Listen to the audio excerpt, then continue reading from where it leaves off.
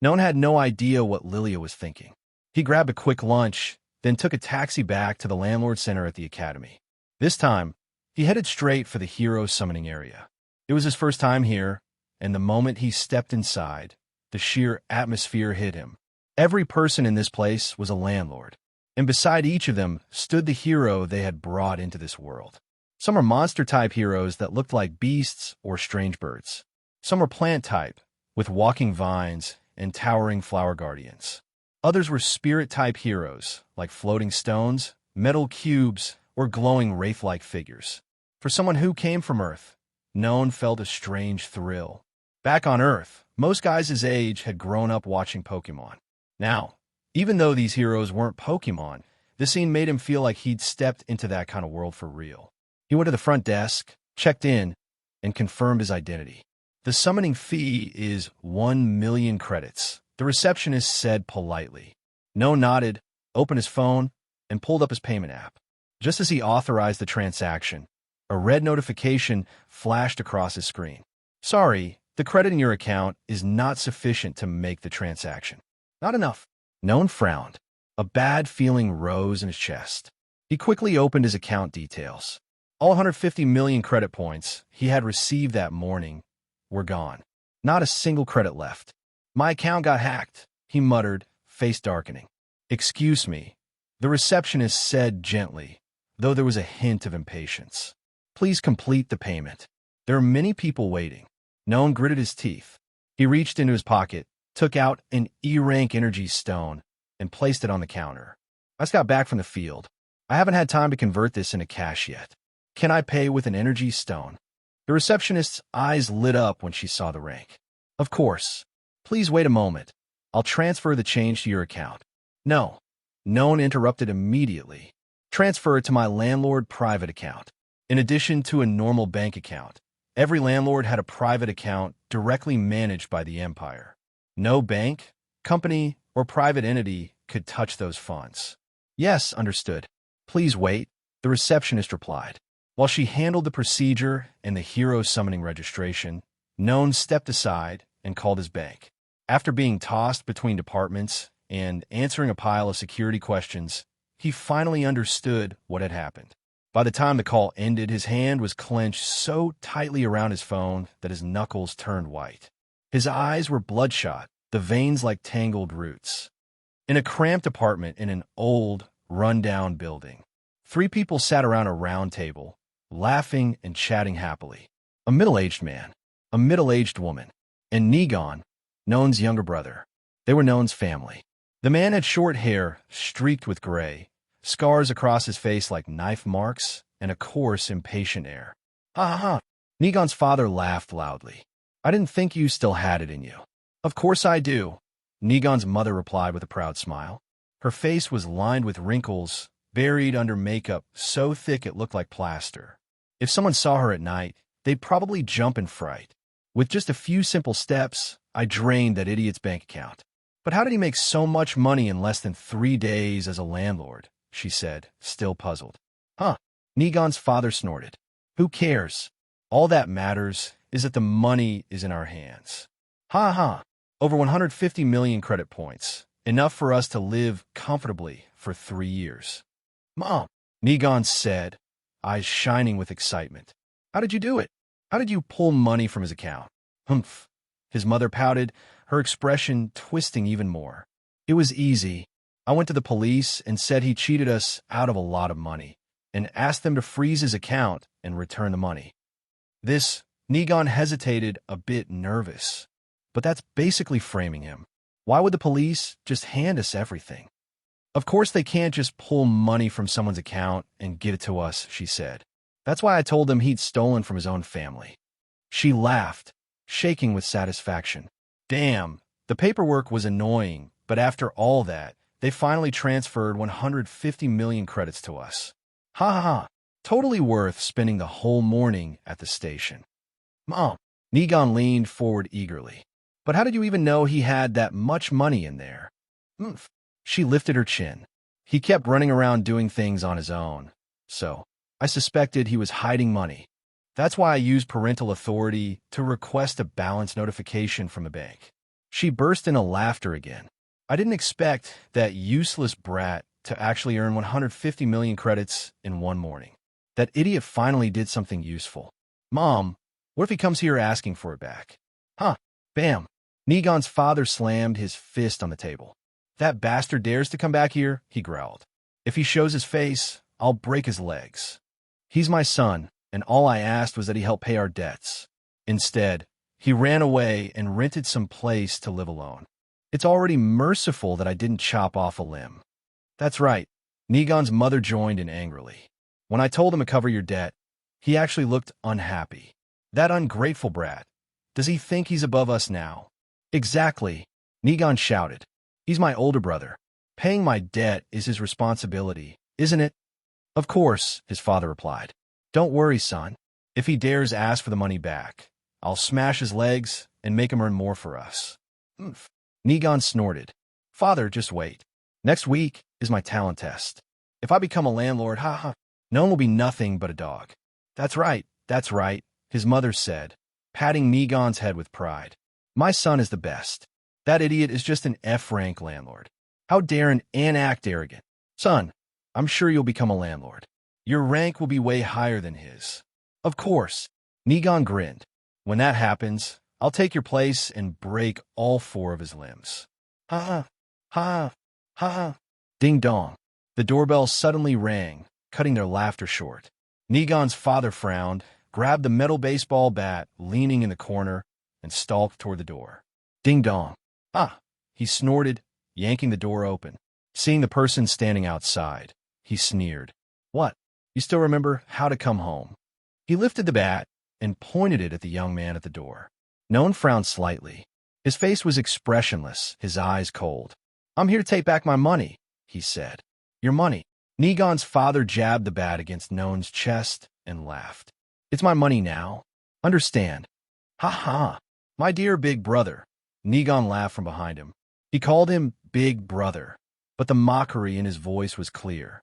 Thanks for the 150 million credits. My parents and I will make good use of it. Listen up, Negan's father said with a smirk. If you want to come back to this family, it's not impossible. If you earn another 150 million. Just 150 million. Negan's mother cut him off with a look of disdain. He made 150 million in just a few days, and that's all you're asking? At least 500 million. All right. Negan's father slapped his thigh and laughed. Yes, 500 million credits. Your little brother needs to marry, buy a house, buy a car. Your mother and I are getting old. We need a luxurious place to retire and a big savings buffer. You earned 150 million in under 3 days. 500 million shouldn't be difficult, right? Noan's face grew colder and colder. He stared at the 3 people who, in old Noan's heart, had once been family. He took a deep breath and decided to give them one last chance. I'll say it again, he said quietly. I came here to take back my money, not to let you bleed me dry again. You bastard. Negan's mother screeched. She grabbed a glass from the table and hurled it at him. But Noan wasn't the same as before.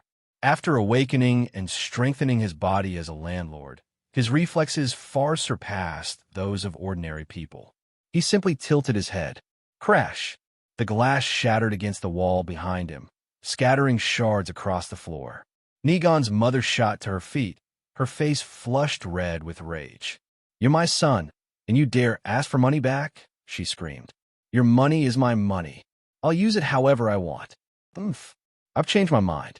If you don't bring back 1 billion credit points within a week, I'll go to the authorities and apply to formally disown an unfilial son like you. Noan almost laughed. On what basis did they think they could make such ridiculous demands? Then he remembered everything the old Noan had gone through and felt a quiet sigh rise in his chest. Old Noan had been weak, both physically and mentally. Growing up in a house with no warmth, no real affection, he'd started to desperately crave even the smallest trace of family love. So as long as this leeching family gave him a few kind words, a fake smile, or a moment of laughter, he would do anything for them. At 10 years old, he was already working to help pay off his father's debts. At 15, he was delivering goods in the rain just to cover his mother's gambling losses. And most recently, He had willingly taken on a massive debt left by his useless younger brother. What about that younger brother? From the day he was born, he received all the love and care in the house. He never had to lift a finger. Everything he enjoyed came from Noan's hard work and exhaustion. There were times when old Noan wanted to cut ties and leave this house forever. But every time he was about to let go, these blood-sucking parasites would toss him a bit of fake warmth. A smile, a soft tone, a few kind words. He mistook that for love. He never realized their kindness was nothing but acting. Their real affection was reserved completely for Noan. Eventually, old Noan realized he couldn't stay any longer and ran away. But even then, he still couldn't escape their grip. Now, things were different. He was no longer the old Noan. He was the new Noan. He didn't need their fake love. Noan took a slow breath and said calmly, "Good. I hope you cut me off as soon as possible." "What?" Noan and his parents stared at him, stunned. Before this, if they even hinted about disowning him, old Noan would panic, kneel, and beg them not to do it. Then he would work even harder to make more money for them. But now, his reaction was completely different from what they expected. Instead of fear, there was only indifference. Noan's father was furious. He snatched up the baseball bat again and pointed it at Noan. "You bastard. Just because you became a landlord, you think you've grown wings? You think you can walk out of this house?" Noan frowned. The man's behavior made his stomach turn. Yes, this was technically his father. But after inheriting old Noan's memories, he didn't feel this man was worthy of that title. And, as the new Noan, he had no affection left for this family. So when Noan's mother threatened to disown him, he honestly felt relieved. "That's right," Noan replied. "From the day I was born, have you ever treated me like your son? Or just a tool for you to drain dry?" Noan's mother snapped. "So what if you're my son? Giving us all your money is your duty. What's wrong with that?" "That's right," Noan added, his face twisted with contempt. "Brother, you're too stingy. You earn more than 150 million credits in 3 days, and instead of sharing it with your family, you want to spend it on yourself. Brother, if people hear about this, what honor will a landlord like you have left?" "Oh, you think you're qualified to talk about honor?" Noan let out a cold laugh. "No," Noan's father shouted. "Remember this. You are my son. How dare you look down on me?" "So what?" Noan asked, voice flat. "You bastard." Noan's father roared and swung the metal bat at him. Thump! The bat stopped in midair. Noan's hand had closed around it, fingers tightening like an iron clamp. Seeing this, Noan's father yelled, "Let go, you damn dog." Noan said nothing. He just kept his grip on the bat. "Fuck." The man tried to yank it back, veins bulging in his neck, but it didn't budge an inch. He had no idea that Noan's power was already far beyond that of an ordinary person.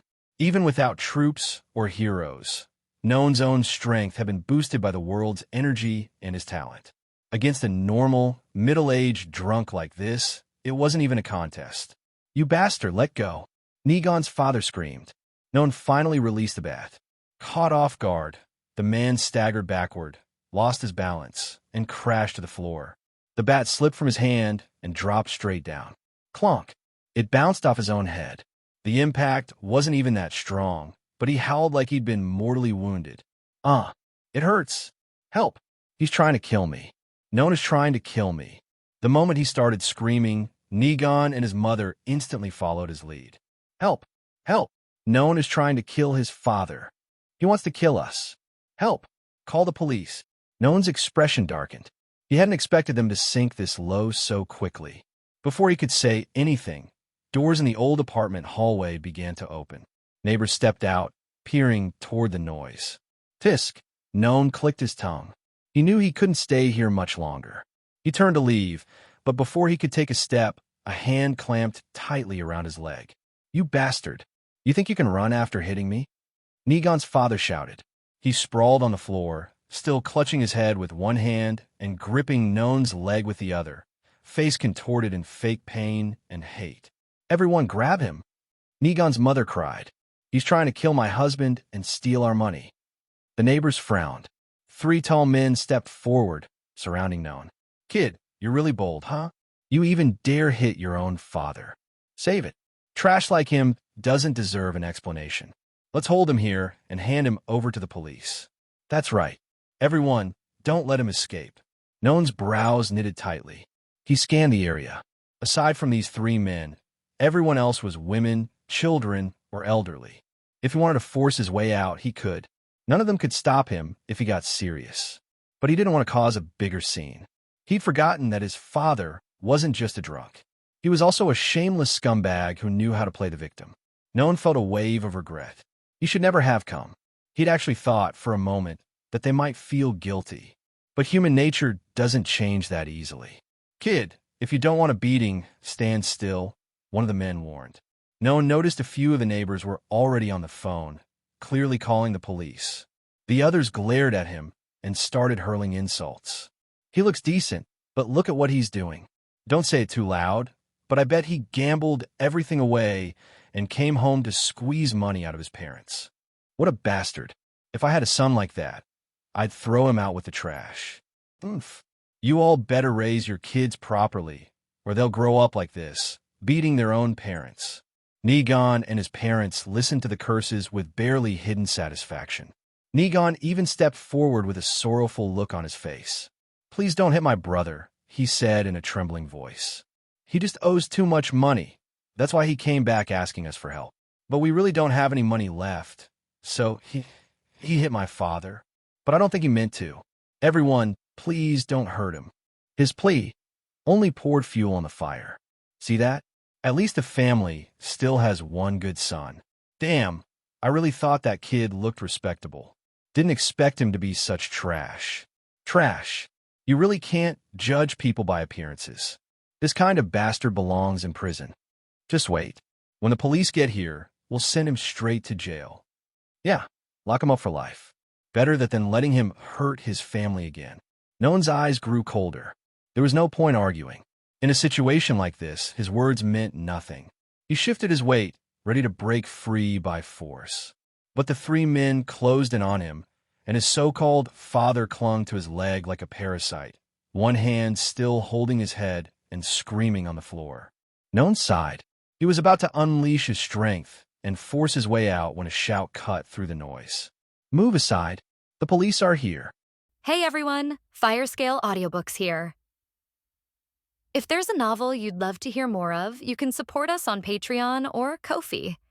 Depending on your tier, I'll make extra parts just for the stories you're most excited about. Usually I can only upload 4 to 5 parts of each novel, but with your support, we can go beyond that. And of course, don't forget to hit subscribe. It helps more than you know. The crowd moved aside, revealing a middle-aged policeman whose eyes were filled with anger as he looked at Noan. He looked at Noan's father, who was on the floor, then looked at the people around him. The policeman frowned and said, "What happened?" "Police. He wants to kill me. This bastard wants to kill his father." Noan's father shouted in a hurry, holding his head and speaking as if he was seriously injured. The policeman frowned and looked at everyone around him. "Is that true?" "Yes." The crowd began to echo. "Police, this bastard dared to hit his father. A guy like this needs to be put in jail. The law is very strict now. This bastard needs to be severely punished to set an example for other young people." The policeman nodded, looked at Noan without saying anything, and asked coldly, "Do you have anything to say?" Noan shook his head. He knew, in this place, no matter what he said, it would be meaningless. "Put your hands out," said the policeman. Noan frowned. "Do we need handcuffs?" "Do you think I'm stupid? What if we go out later and you run away?" The policeman said uncomfortably, "Put your hands out." Noan took a deep breath, trying to suppress the anger in his heart. Although the status of a landlord was much higher than that of an ordinary person, he was only a landlord of rank F, with a level of only 1, so he did not have many privileges. He held out his hands, then the policeman handcuffed him and took him away. "Police, let me follow you," a man shouted. "He even dares to hit his own father. I'm afraid he will." "Do you think I'm stupid?" The middle-aged policeman angrily shouted. "All right, everyone go home. I'll take him to the police station to give a statement, then I'll call his family." The Noan family heard this and laughed happily. Noan even waved his hand, his face full of provocation. The crowd nodded slightly after hearing what the police said, then returned home. Only the Noan family watched him until he entered the elevator. As the elevator doors closed, Noan's father laughed loudly. Ha ha, have you seen my acting skills? Ha! Mother Noan also laughed. In terms of whining, if you are second, then no one can be first. Noan also spoke up at this time. That stupid bastard. Does he think he can get his money back just by coming here? That's right. Mother Noan sneered. The money is already in our hands. How can we return it to him? Dream on. Ha ha. Ha ha. In the elevator, the middle-aged policeman suddenly took out the key and then opened the handcuffs for Noan. Noan looked at the policeman in confusion. The policeman smiled and said, "All right, I know you are not that kind of person, so don't look at me like that." "How do you know?" Noah asked, puzzled. "You are a landlord, are you not?" asked the policeman. "That's right." The policeman nodded slightly and continued. "Don't look down on the police. We have enough resident data. You are a landlord. Why would you steal money from your family, right? Besides, I'm a policeman. How could I not know what kind of people that family consists of? Handcuffing you is just to calm the people around you. If I help you, I'm afraid they won't let you leave peacefully." Noan nodded, feeling extremely grateful to this policeman. You must know that in that setting, almost no one will have the calmness to think carefully about who is right and who is wrong. Rather, people tend to judge things based on the information they see. This policeman was different. Not only did he help him escape from that stupid crowd, but he also knew exactly what happened. The policeman patted Noan on the shoulder, a gentle smile on his face. "Kid, you shouldn't go back to that family. Now, you are a landlord, shouldering the mission of protecting humanity. You deserve a better life." Hearing this, Noah lowered his head slightly and said in a low voice, "But I'm only an F-rank landlord, perhaps. I am really useless." "Ha ha!" The policeman suddenly laughed out loud. "No matter what rank you are, I don't care. Kid, everyone is born with their own mission, poor or rich, gifted or not. We all have our own life. Don't throw away your whole beautiful life ahead because you're only an F rank. What about rank F? Compared to ordinary people like me, you are still better, still contributing and protecting humanity. Kid, thank you." Hearing the policeman's sincere thanks, Noan felt warm inside. It turned out there was still some warmth left for him in this world. The elevator door opened on the ground floor. The policeman smiled and said, "All right, go. Remember, don't come back to this family. I can only help you up to here." Hearing that, Noan bowed his head slightly and said with a smile, "Thank you, but I still don't know your name." The policeman waved his hand and smiled comfortably. "When you encounter injustice, I have to help. That is the duty of a police officer. You don't need to know my name." The elevator door closed, obscuring the policeman's figure. Noan smiled and breathed a sigh of relief. Suddenly, a dark shadow appeared out of nowhere and then hugged him tightly. "Master!" Graceful figure wrapped in a black dress. Her long legs were covered by black stockings, but made them even more attractive. Viwawises hugged Noan and said in a low voice, "Why didn't you let me deal with them? They dared to insult you. They must die." Hearing Viwawises's voice filled with hatred and anger, Noan sighed, gently patting her on the back. "Don't worry. Those beasts aren't worth dirtying your hands with. Moreover, this is a human city. If you do that, I'm afraid you will be arrested and even taken away to be destroyed. Viwawises, I don't want to lose you." Viwawises heard this, and her heart felt so sweet that it felt like it was about to melt. "Master!" She hugged him even tighter, as if she was trying to merge her body with his. "All right, let's go shopping a little more." Noah smiled and said, "I only bought you some clothes just now. Is there anything else you want to buy?" Viwawises rubbed her head against Noan's chest, quickly shaking her head. "No, I only need you, master." "Ha ha, let's go. You are my woman, and I definitely won't be stingy." Master." Viwawises couldn't hold back anymore, as strange sounds came out of her mouth. "You're so sweet. How can I stand it anymore?" Noan was startled. The people around him were looking at him, making him embarrassed. He hurriedly took Viwawises away. After all, there There were a lot of people here, and if VYLYSS couldn't control herself and use charm magic, it would be very troublesome. Currently, VYLYSS was restraining her charm ability. After all, she was a succubus, and her charm was like a passive skill. Even if she didn't want it, the people around her would be charmed by her. At a small hospital, in a somewhat old hospital room, the equipment was also extremely rudimentary. On the bed, a middle-aged woman lay still. On her body were wires used to measure her health indicators. The thin, middle-aged woman, so thin that she looked like she was nothing but skin and bones, lay quietly on the bed. If the heart rate monitor next to her didn't show a normal reading, anyone who saw the woman would have thought she was dead. Beside her, a somewhat beautiful, black-haired woman was sitting, still wearing a female receptionist uniform. Yes, she is Maya. At this moment, she looked at the woman on the bed and said softly, "Mom, you always told me to cherish myself and not to easily give myself to any man." At a luxury hotel, Maya was still wearing her receptionist uniform, and she was standing in front of a door of a luxurious room. She took a deep breath, trying to calm her emotions and thoughts. She had already made a decision and had decided to stick to it. But when she came here, she felt scared and worried. After all, since she was little, she and her mother supported each other in life. Because her family was poor, she couldn't become a landlord, so she could only try to study hard and do many jobs to earn more money. Because of that, she never had the thought of having a boyfriend or getting married. Even so, she had also read many romantic novels and dreamed that one day a prince would come riding a white horse to brighten her dark life. However, Maya also knows how different reality and dreams are. But she never thought that she would find herself in this ironic situation. Maya felt her heart pounding as if it was about to jump out of her chest. She took a deep breath and exhaled, repeating it so many times that she stood in front of the door for more than 15 minutes. Then she mustered up her courage to ring the doorbell. Ding! Dong!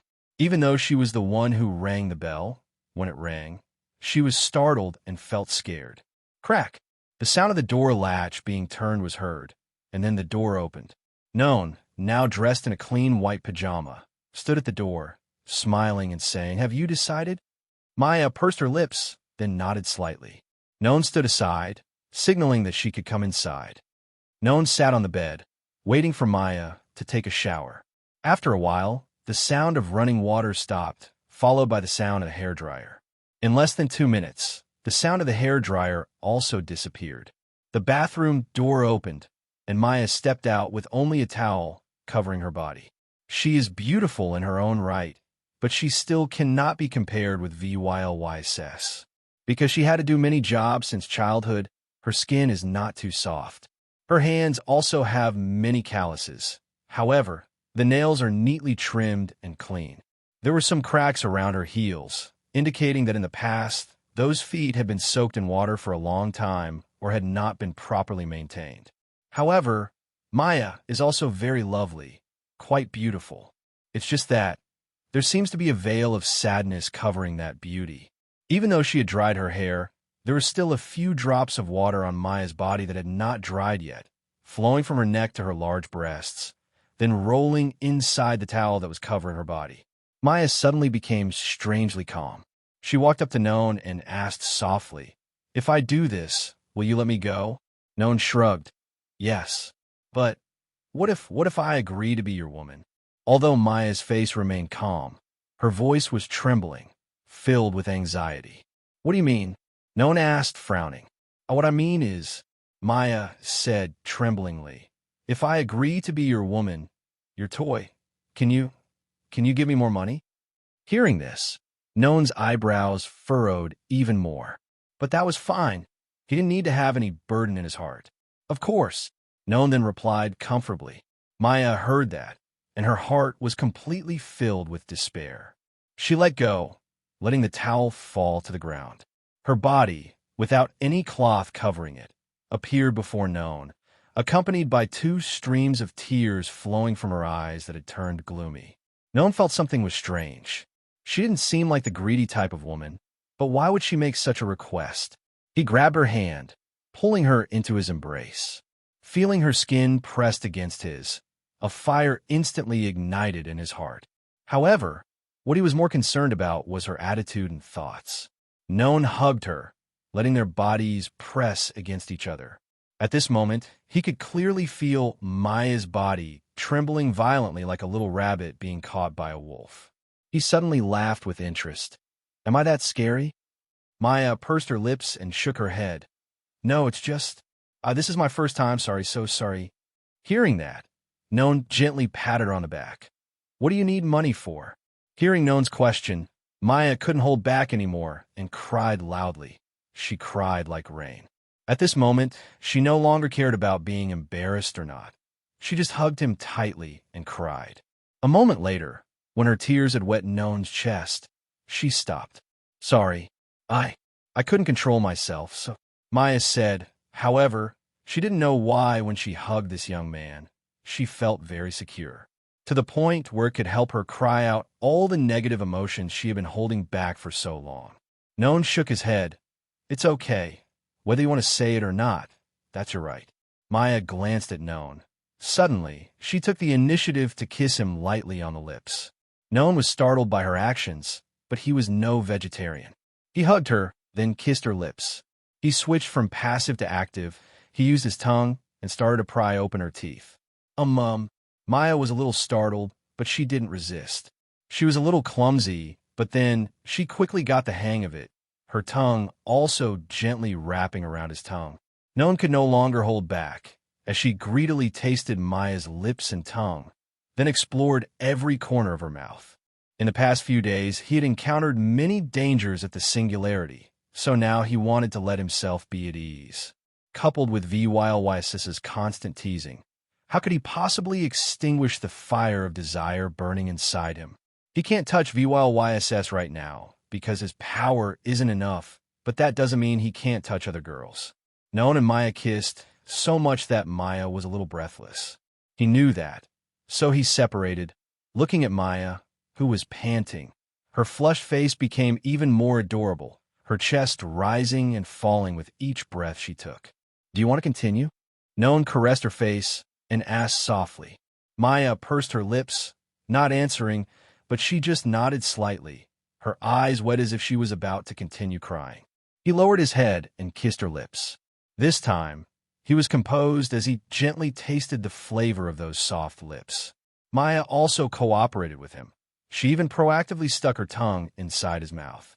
The kiss was gentler and sweeter, as both of them seemed to be enjoying this sweeter taste than honey.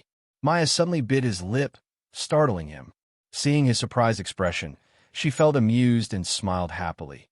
"Sorry, Noan frowned, then lowered his head and licked her neck. Noan, Maya felt like an electric current was running through her body, causing her to tremble slightly. But a strange feeling also appeared in her mind. That feeling was similar to someone who had finally gotten what they desired after a long time. Noan moved his tongue all over her neck and to her ears, causing her to continuously tremble, her mouth emitting strange sounds. Noan, Maya moaned as she wriggled her body to press closer to him. Her two hands tightly hugged his head, her breathing becoming more and more rapid. Noan didn't stop. He continued to taste every spot on her neck, then move his tongue to her breasts, feeling their softness with his tongue. Maya was startled when Noan took the pink cherry on her chest into his mouth. A strange and indescribable feeling spread throughout her mind. Maya covered her mouth because she unconsciously let out strange, lewd sounds. Noan heard that sound and became more and more excited. His tongue played with Maya's cherry even more intensely.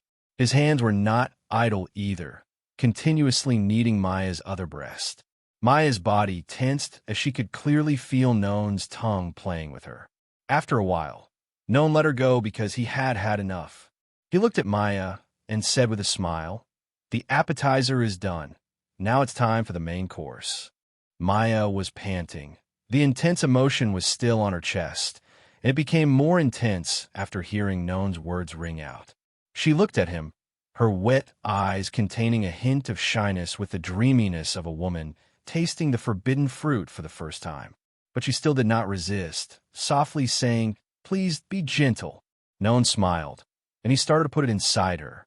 At that moment, Maya felt something big and hot attacking inside. Afterward, Maya groaned. Her teeth clenched as she felt as if her body was being torn apart.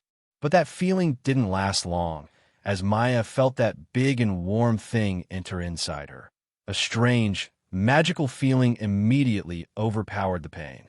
Maya pursed her lips, tears flowing from both the pain and the feeling of having lost something very important. After that, Noan wasn't too crazy. He moved gently, his hand caressing Maya's face as if he was seeing how she felt. Maya looked at him, took a deep breath, and said, "Kiss me." Noan did not refuse. He lowered his head and kissed her lips, his hands continuously kneading her breasts gently. Maya moaned, that lewd sound making Noan unable to control himself anymore, and he started to move faster. Noan. Maya kept calling his name, her legs involuntarily wrapping around his waist. Her small hands held his face tightly, as if she wanted to imprint his face into her mind. Noan and Maya were both going at it crazily. But this was Maya's first time, so she didn't have any experience, so she could only lie still. A moment later, Maya felt something about to pour out of her body. She wanted to hold back, but Noan's voice rang in her ears. "Don't hold back." Hearing Noan say that, Maya decided to relax her whole body. Then a stream of water gushed out from the small stream, drawing a curve and falling on Noan's stomach. Maya was startled when she saw that her already red face became even redder. "Sorry. Noan smiled and said, "It's okay. This proves that I am very strong." Maya pursed her lips, but she still felt that huge thing still inside her. Maya looked at Noan, her face filled with shame, and said softly, "It was still not enough?" "Of course," Noan said, continuing to move slowly. Wait. Before Maya could say anything, Noan suddenly accelerated. The room was filled with the sound of moaning and the strong scent of sex hormones. Luckily, this room was perfectly soundproofed, so Maya's voice did not escape. More than 30 minutes later, Maya continued to let the water shoot out once more. But unlike before, she also felt a warm stream of water shooting straight inside her. That warm feeling made her excited. She trembled violently as her two hands clutched Noan's back tightly, leaving scratches like those of a cat. Noan sighed, feeling her body lighten a lot.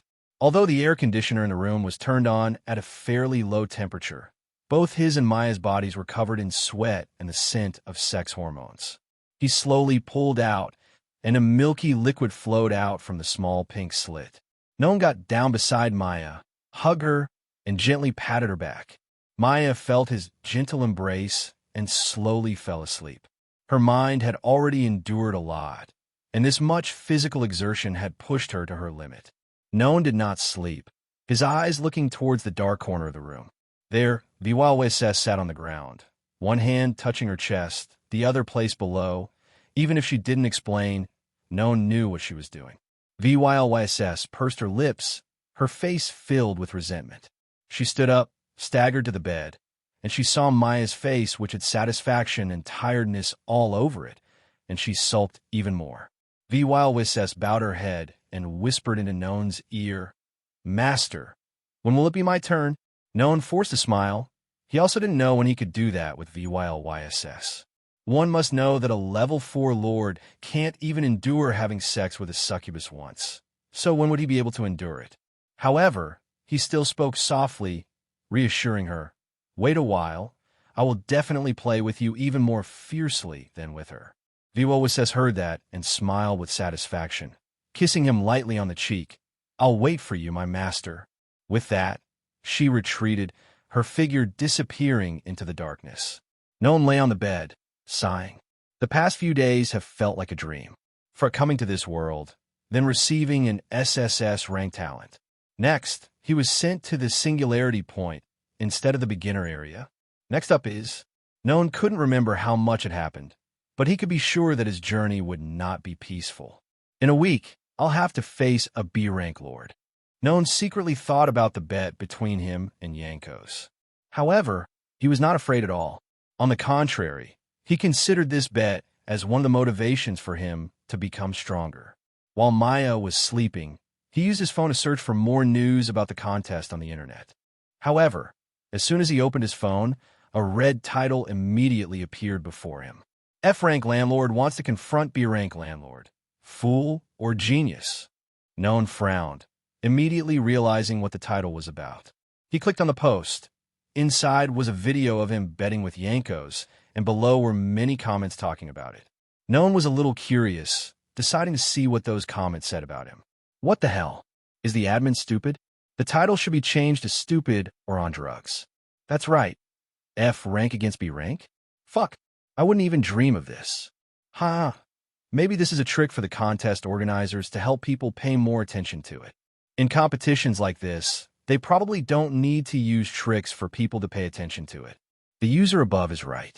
Maybe that kid is really stupid. Did he make the difference between F rank and B rank that big? Rank F can only summon skeletons or some common slimes, but rank B, damn it, that's Landlord Yankos, who can summon Earth elemental soldiers. Hopefully that brat wrote his will early. Don't mention B rank. He can't even beat D rank. Perhaps because he just became a landlord, he is arrogant and has not yet realized the truth that there is still a huge difference between landlords.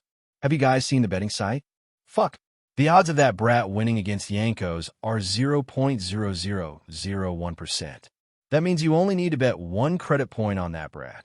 If he wins, you can get back 10,000 points. A no fool would bet on him. If anyone is that stupid, I'm willing to eat this phone. Fuck. Someone actually bet on that kid to win, even betting 10 million credit points. Has the user above started eating his phone yet? +1. I also want to see him eat the phone. Please, I want to see the video of him eating the phone. Noan was a bit amused. Most of the comments say he is an idiot. However, only he knew exactly what he was doing. Ding! Suddenly, a message came in. Noan saw that the message was from Lilia and felt a little startled, as if he was caught cheating on her. Noan shook his head, thinking to himself, don't worry. She and I are just friends. That's right. He also didn't believe that a beautiful and rich girl like Lilia would like him. That was simply a fairy tale. In fairy tales, it is the prince who likes Cinderella, but never the queen who likes a common hunter. Because of that, he didn't think much about his relationship with Lilia, completely just considering her as a friend. Noan opened the message. Inside was a picture with a line of text. Noan, I bet 10 million credit points on you. If you lose, don't worry. I will let you hide in my house and be my housekeeper. I'll pay 10 million credit points a month, okay? Noan saw Lilia's message and didn't know whether to laugh or cry, or feel uneasy or joyful. Considering his current capabilities, 10 million credit points was an insignificant amount. A single energy stone could earn him many times that. After thinking for a moment, he replied to the message. If I lose, will you protect me? Of course. It seemed like the reply came instantly. Seeing Lilia's response, Noan could only force a smile, unsure what to say. Why was this girl so enthusiastic? Could she be interested in him? However, Noan immediately dismissed the thought, shaking his head. He thought to himself, no, definitely not. It's probably just her easygoing personality that makes others misunderstand. In the past, when he lived on Earth, Noan had never been in love, but he had seen many people suffer from misunderstandings. They mistook friendship for love, mistook friendliness for special attention. Because of this, Noan didn't want to entangle himself in such things. After contemplating, he replied, don't worry, I will win. TSK, I was hoping you'd lose. All right then, winning is fine too. Do you need my help with anything? No need. I'll handle this with my own strength. Good. Best of luck. Bleh. Bleh. Lilia added a playful tongue-out emoji before ending the conversation. Noan sighed, feeling like his upcoming opponents weren't just Yankos and Lilia. One night passed. Noan and Maya slept until morning. This might have been his most peaceful sleep in a long time. However, apart from the soft body he had battled with in front of him during the night, another soft body was pressing against his back. Of course, he knew it was VYLYSS, but he pretended to stay asleep. After all, she was a succubus. If he allowed her to get excited, she might drain his vital energy until he died. In the morning, Maya woke up early. She bathed and then took some medicine. Naturally, Noan knew it was a contraceptive pill. When she saw him awake, she hastily explained, "I'm sorry. I'm afraid if I get pregnant now, I won't be able to take care of my mother." Maya's voice trembled, her face still cloaked in sadness and gloom. She bit her lip, wanted to say something, but swallowing her words instead. "If you want to say something, just say it. It's about money, isn't it?" Noan said with a smile.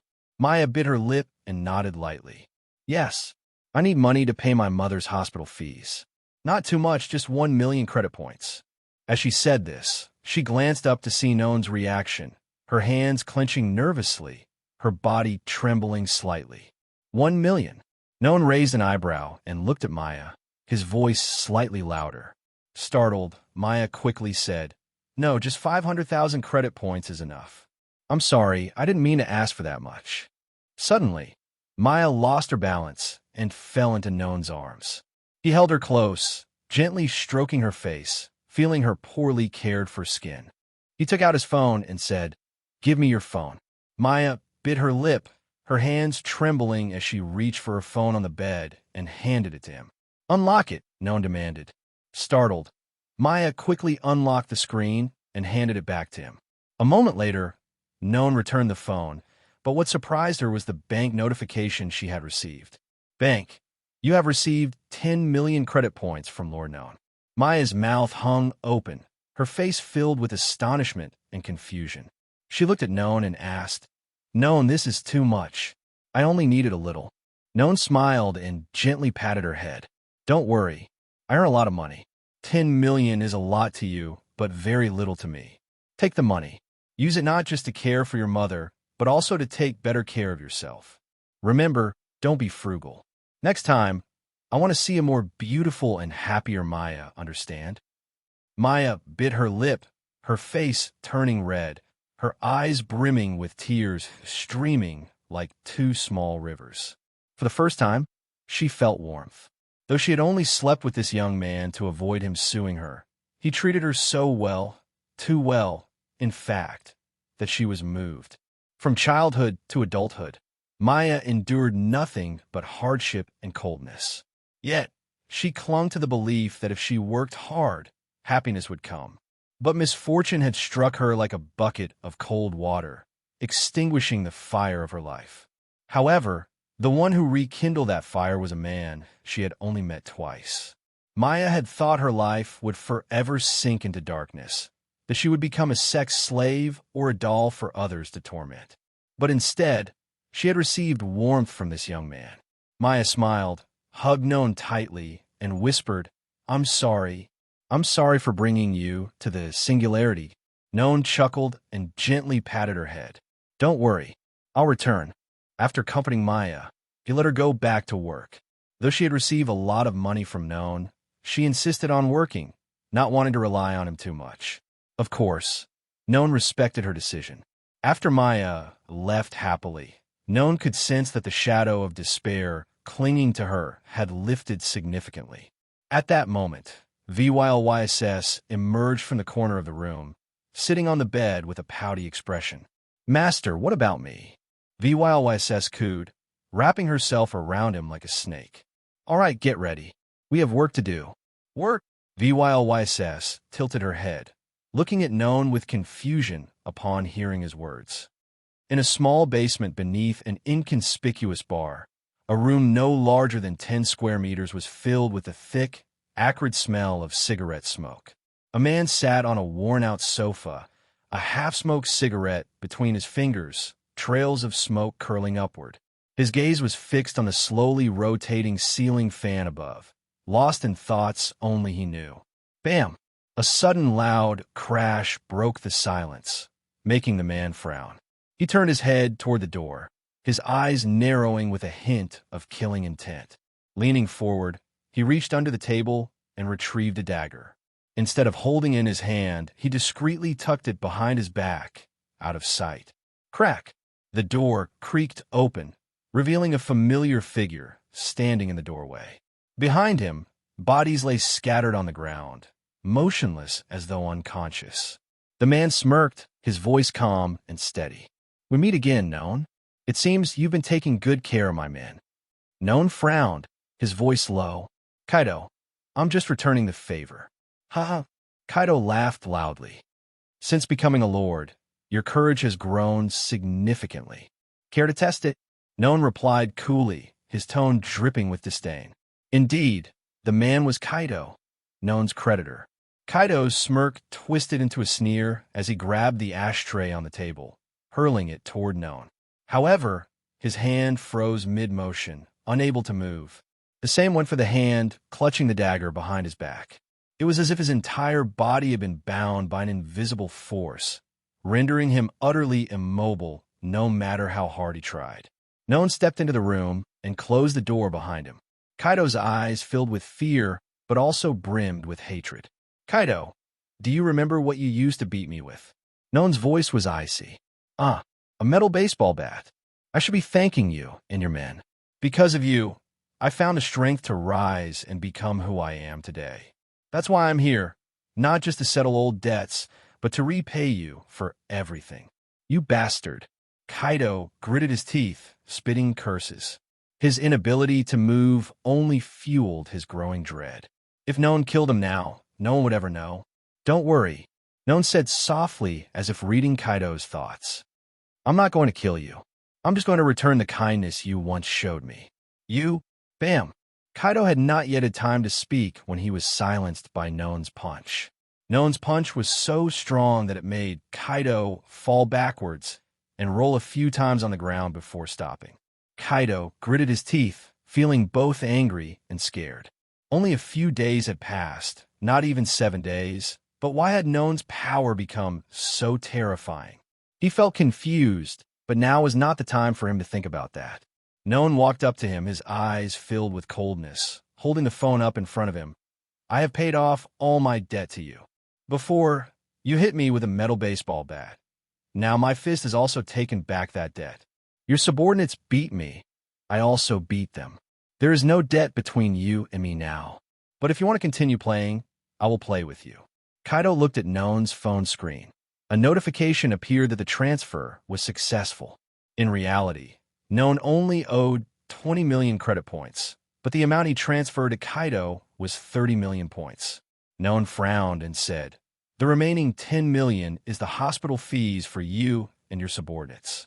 Kaido sighed, spat out a mouthful of blood, then raised his thumb in front of Noan. "You did very well. Consider it that you and I no longer owe each other anything." Hearing that, Noan turned around and left, leaving Kaido kneeling on the cold floor. He looked at Noan's back, feeling uncomfortable. But even if he was upset, there was nothing he could do. After all, the other party was a lord, and besides, his strength was also extremely overwhelming. Most special of all is the strange power that can imprison him. Kaido shuddered. He thought Noan was just an F-rank lord who couldn't summon any powerful heroes. However, he was wrong. A hero who could use their abilities freely in a human region was definitely a high-ranking hero. At least rank D. Can a rank F lord summon a rank D hero? Maybe, but the odds are very low, about as low as the odds of someone dying from falling into a sewer. Because of that, Kaido felt like Noan was hiding something. However, this wasn't his problem, but the other lord's problem. All right, the money is in hand, and there's an additional 10 million points. It's good to endure a little pain. Kaido thought to himself, then decided that from now on, he wouldn't let Noan's younger brother borrow money again. Noan went out, and VOYSS also appeared, walked beside him, and happily said, "Master, did I do well?" VYLSS was currently wearing a black dress and a mask on her face. Her wings, tail, and 2 horns were also hidden by her, making her look no different from an ordinary woman. "Very good." Noan smiled, patting her head. VYLSS reached out her finger and stroked his neck. "If I do well, will I get any reward?" "No." He went to the reception hall, saw Maya, and showed a friendly smile. She saw him and smiled. a smile that carried a bit of shyness and happiness. Noan could clearly see her change. From a girl who carried an inexplicable gloom, she now became a bit brighter. "Have you solved your mother's problem?" Hearing Noan's question, Maya nodded slightly. "Thank you. Thanks to that money, I was able to transfer my mother to a better hospital with better equipment. After being transferred to that hospital, my mother's health also improved."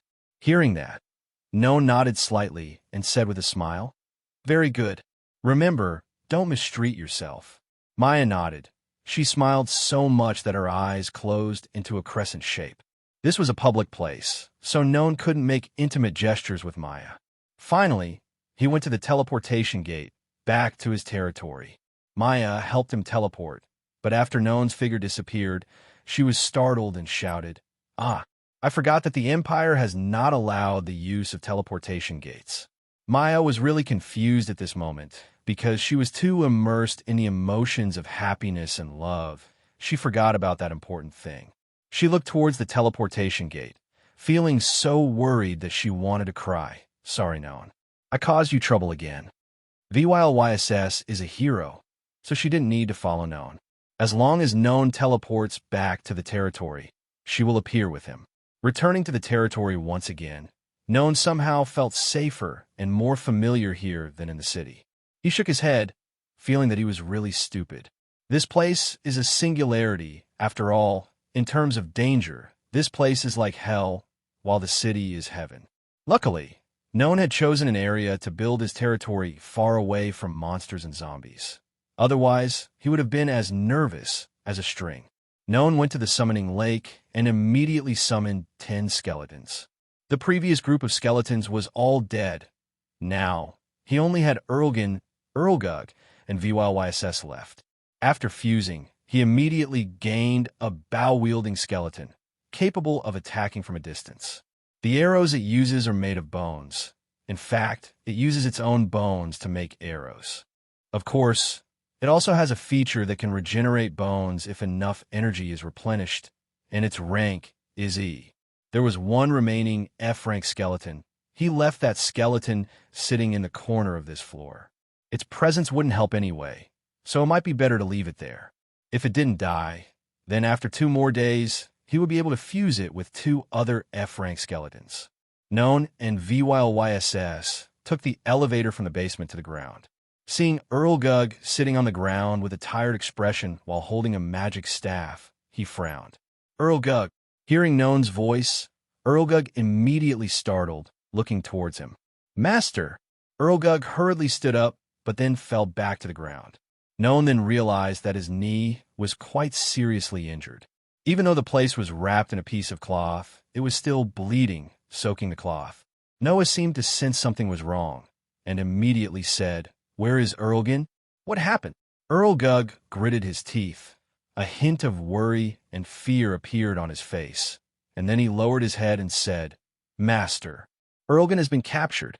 "What?" "In a rather dark and damp place. Erlgin's limbs were chained and hung from a wall made of extremely sturdy marble. Surrounding him were 2 people in black robes. If Noan were here, he would definitely recognize that the 2 were probably from the same organization as Isabel." "Strange." A man spoke up. "It's a high orc, but it has the ability to use the Abyssal Beast's enhancement ability." "Not really." The man said, "What this monster uses isn't magic, but rather a kind of talent." "But that's even stranger. The high orcs have never possessed this kind of talent. If they possessed such terrifying talent, I'm afraid their rank could be on par with the elves. Or this monster has mutated, right?" "No, I feel. You have a surprise for me."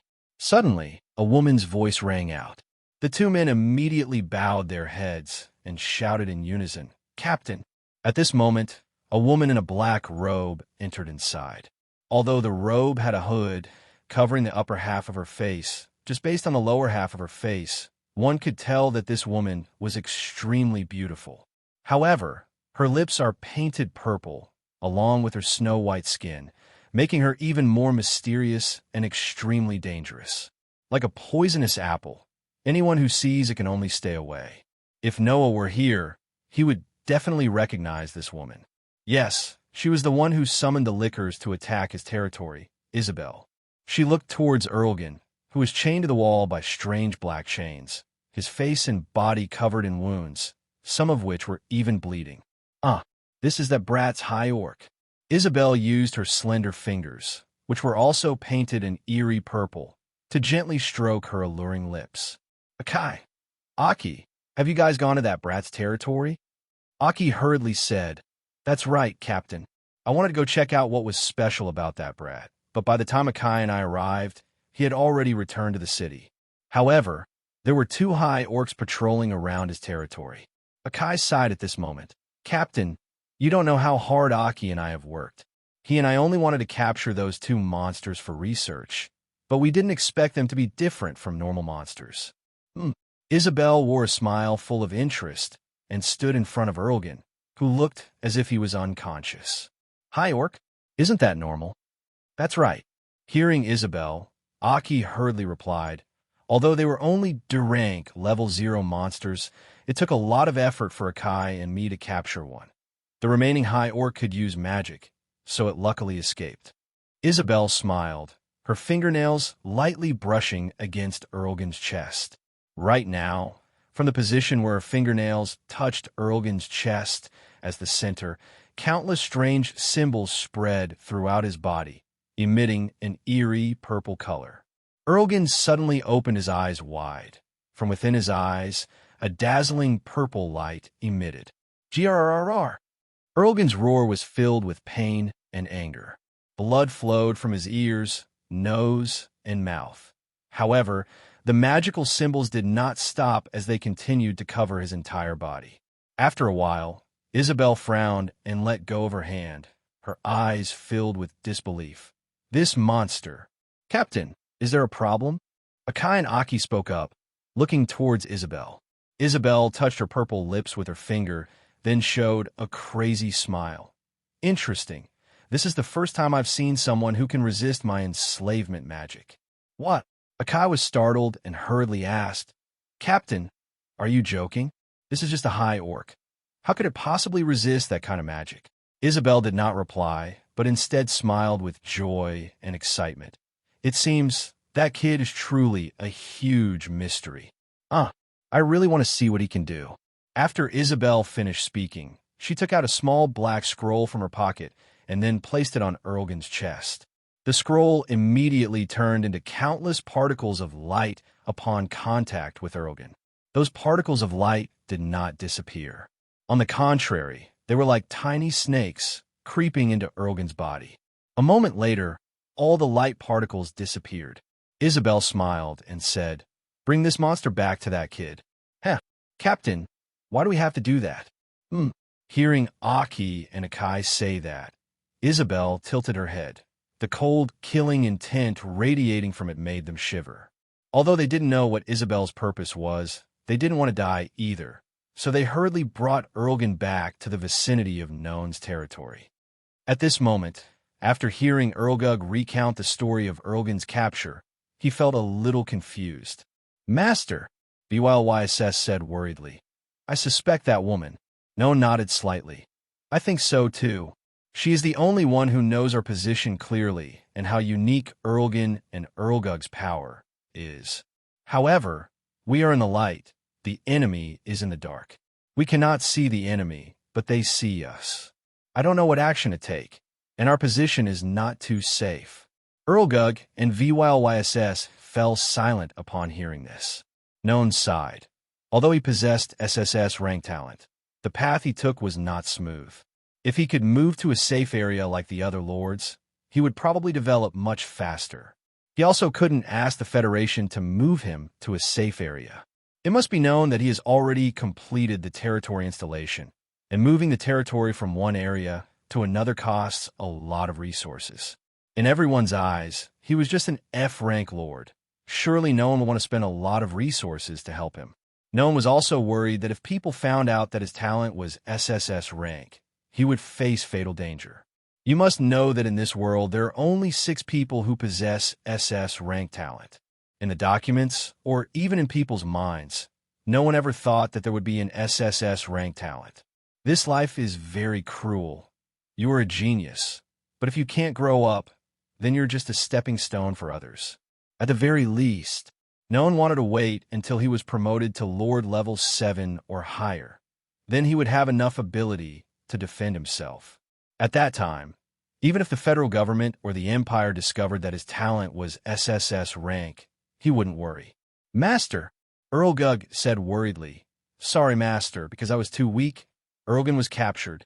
Noan heard Erlgug speak, rubbed his chin for a while, then spoke. Don't worry, Erlgan is still alive. Huh? Erlgug was a little surprised and hurriedly asked, Master, all right. Noan interrupted him. There's no need to worry about that right now. You just need to trust me. Erlgan is still alive. The important thing is that we need to become stronger now. If we encounter another attack like that day, I'm afraid we will definitely die. Erlgug and VYLYSS nodded upon hearing this. First, we'll go hunting, mainly focusing on normal zombies and searching for Rank F energy crystals. Understand, after hearing Noan's command, Erlgug and VYLYSS took a short rest to get into top condition. Noan said this not just to reassure Erlgug and VYLYSS, but he really knew that Erlgan was still alive. It must be known that thanks to the evolution mark of the monsters he fused with, his power can increase. Therefore, if the monster he is fused with dies or betrays, the mark will disappear. However, Noan currently did not feel any change in his power, which meant that Erlgan was still alive. Besides, monsters that he fuses with will never betray him. After all, it was an SSS rank talent. If he wanted to destroy this link, the opponent would have to possess a talent or skill equal to or higher than his rank. Because of this, Noan could conclude that Erlgan was still safe. It's just that he couldn't determine Erlgan's location or what his current condition was. For him right now, leveling up is the best thing. The higher the level, the more soldiers he can summon, and his strength will also increase. At level 4, he can choose the troops to summon. At that time, he will be like a caterpillar, molting into a butterfly, as his power will increase enormously. Therefore, what he needs most now is time. But time does not wait for him. He must race against time. Unfortunately, he is only an F-rank lord and can only purchase and use D-rank soldier cards at most, and cannot purchase higher-rank soldier summoning cards. The rule is, F-rank lords can purchase D-rank soldier summon cards at most. Lords of rank E, D, and C can purchase summon cards for soldiers with a maximum rank 1 level higher than the lord's rank. Lords of rank B or higher almost have no need to buy soldier summoning cards because their soldiers are already extremely strong. If they want to buy, they are only allowed to buy soldier summoning cards with the same rank as their lord. To reach Lord level 1, 1,000 F-rank energy stones are needed. Noan muttered, There is no other way. I need to hunt more. Noan sighed. Even if this place was a singularity, filled with danger everywhere, he still had to go hunting. If he just hides in the territory, sooner or later, he will become a feast in the mouth of another monster. When it was 10 a.m., Noan brought VSS, Erlgug, and the E-rank skeleton out. Although it was almost noon, the temperature was very low, making him feel a little cold. Suddenly, he felt a warm feeling enveloping his back. Noan turned his head and saw VYLYSS using one wing to shield him.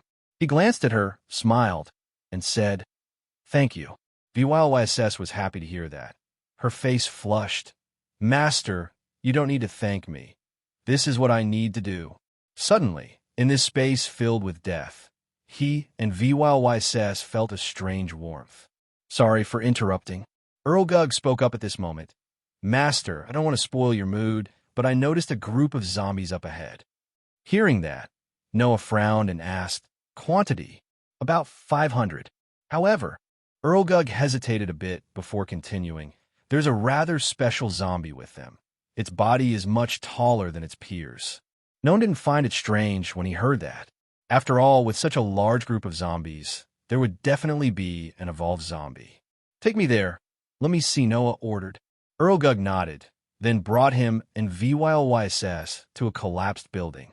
Thanks to its cover, they could see a herd of zombies in the distance. More specifically, Noah could see a zombie that was physically superior to the other zombies around. It was over 2 meters tall, and its body showed no signs of decay. On the contrary, its skin had turned a golden gray, as if it were cast from solid bronze. But the striations of his muscles were extremely clear. There was no hair on its head, and its black eyes looked extremely scary. Noan frowned and muttered, "It's a zombie tanker." "Tanker?" VYLYSS asked from the side. "That's right," Noan explained. "Its strength is quite similar to Erlgan's. Its outer skin is extremely tough. Even swords or guns cannot penetrate its skin. Besides, its strength is also extremely enormous. Although it is only over 2 meters tall, it can lift an object weighing tens of tons. However, it is not as perfect as the zombie hunter. Its speed is very low, like a tank. It has high attack power, but low speed. But we shouldn't underestimate it either. Its rank is D. But because its outer skin is almost impenetrable, its fighting power is extremely terrifying. Moreover, with such a large group of zombies, there must be other zombie lickers hiding around. VYLSS and Erlgug nodded slightly upon hearing this. Although they had not witnessed the true power of a zombie tanker, hearing Noan's words, they knew clearly how dangerous that zombie was. "Let's go. Let's find another place," Noan said softly. Although these zombies were very attractive, if he destroyed all of them, at the very least, he could find 50 to 100 F-rank energy crystals. However, he did not want to take any risks. Currently, Erlgug, VYLSS, and the E-rank skeleton behind him were all ADC types, with almost zero resistance. And him, even though he is a lord, he has no fighting power. At least, in the current situation, he could only hunt normal zombies. Suddenly, VYLSS sensed something and hurriedly shouted, "Master!" Before Noan could realize what was happening, VYLSS pushed him away, and immediately after, a terrible whistling sound was heard. Whoosh! Bam! Noan only heard the sound of an explosion, then blood splattered everywhere, even splashing onto his face. His eyes seemed to enlarge as he saw that VYLSS's shoulder was seriously injured due to shielding him. "VYLSS!" Noan shouted. He quickly hugged VYLSS into his arms. Her beautiful, flawless shoulder was now a mess of blood and flesh. He even saw that her shoulder blade was shattered, causing her arm to no longer move. VYLSS tried to raise her head, looked at him, and smiled happily. "Master, are you okay? Are you crazy?" Noan shouted. VYLSS did not reply. She just looked at Noan. Seeing that he was not injured, she felt extremely happy inside. As for Noah, his eyes were about to explode, and he angrily said, "You are still so happy after being injured to this extent? Master is not injured. That is enough." Hearing VYLSS speak, Noan felt his heart being squeezed by an invisible hand. "Master," Erlgug hurriedly spoke up at this moment. "We should go. That monster has discovered us." Noan immediately came to his senses upon hearing this. He discovered the thing that had just collided with VYLSS's shoulder was a rock. It was just a rock, so why did it cause so much damage? It even caused a D-rank hero like VYLSS to be seriously injured. As if to prove it to Noan, Zombie Tanker picked up a rock and threw it at him. Erlgug knew that the monster would continue to attack, so he used magic to create a shield. Bam! The tennis ball-sized rock collided with the magic circle and exploded into countless pieces and dust. However, Noan could still clearly feel the power of the stone just now. Although it is just a normal stone, in the hands of Zombie Tanker, it becomes a cannonball with terrible destructive power. At this moment, Noan realized his knowledge had been overthrown. Is the Zombie Tanker slow? Yes. Doesn't a Zombie Tanker only have physical strength and no intelligence? Why didn't he know that a Zombie Tanker can use rocks to attack from a distance? He clearly remembered that there was no mention of this because since he had to earn money to go to school, he was very serious when he went to school, so his knowledge was definitely not wrong. So what's the problem? However, there's one thing that Noan can be sure of. The zombie's intelligence is not high. That's right. If a zombie's intelligence is high enough, They could rule this entire world. Zombies are tireless, have unlimited strength, and high intelligence.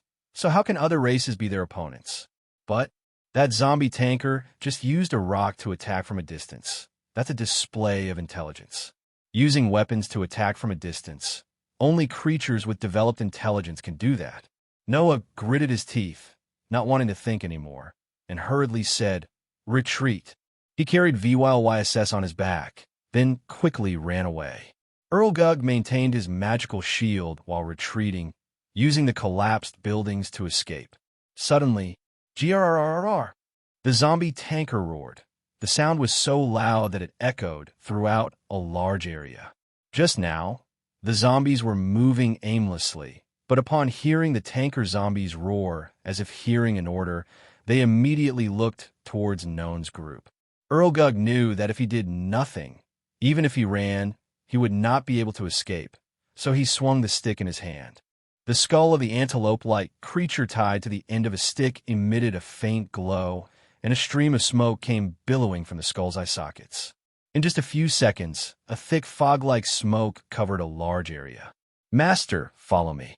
Erlgug immediately walked closer to Noan, speaking softly. The bow-wielding skeleton also followed them like a machine, without any thoughts. At this moment, the zombie tanker stood still, looking towards the thick smoke, not moving nor making any sound. However, from his ears and nose, small tentacles extended out, like the tentacles of an octopus, then retracted back into the zombie tanker's head, completely disappearing. Noan carried VYLYSS on his back. Although his strength had increased a lot, his stamina was limited. Running more than 4 kilometers was a bit tiring. Although he could still continue running, his speed had decreased a lot. Whoosh! Suddenly, the sound of wind whistling rang out. Noah heard this sound and instinctively bent down. His body lost balance, and he fell with VYLYSS. Bam! A rock flew past him, hitting the ground not far in front of Noah, causing a deafening explosion. Noan shuddered. If he hadn't fallen just now, that rock would have smashed his head. VYLSS lay on the ground. She was in so much pain that sweat was pouring out of her, but she still tried to say, "Master, you run first. I can run after you." "Shut up," Noan shouted. He naturally understood what VYLYSS wanted to do. She didn't want to be Noan's drag, keeping him stuck in this place. She wanted to sacrifice herself to buy him time to escape. Noan angrily said, "I will not abandon you. Not now, and definitely not in the future." When VYLSS heard that, although she was suffering from pain, her heart felt extremely warm, and her eyes were wet as if she was about to cry. Noan also did not pay attention to VYLYSS's expression. He looked into the distance, but did not see the tanker zombie. Even without seeing the monster, Noan knew it was definitely nearby. "Erlgug, how much energy do you have left?" Noan asked as he picked VYLYSS up. Seeing her shoulder now covered with dirt and sand, it would probably cause her much more pain, and he felt extremely uncomfortable. "Master, I still have a lot of energy, but if this continues, even if I expend all my energy, I still won't be able to resist." Noan frowned, feeling hopeless. Suddenly, he remembered something. Looking at the skeleton holding the bow, a strange thought appeared in his mind. Noan immediately spoke up. "Erlgug, use the smoke magic from earlier." "Yes, master." Erlgug didn't ask much.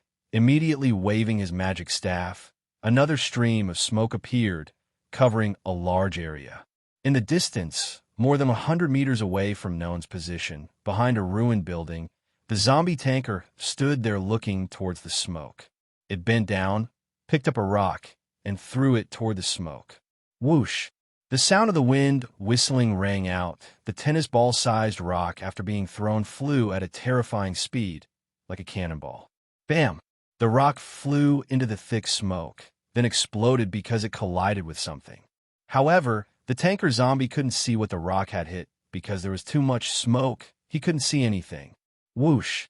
Suddenly, the whistling sound came again. A bow and arrow flew towards the tanker zombie. However, bang! The zombie tanker didn't resist, as it let the arrow collide into its head.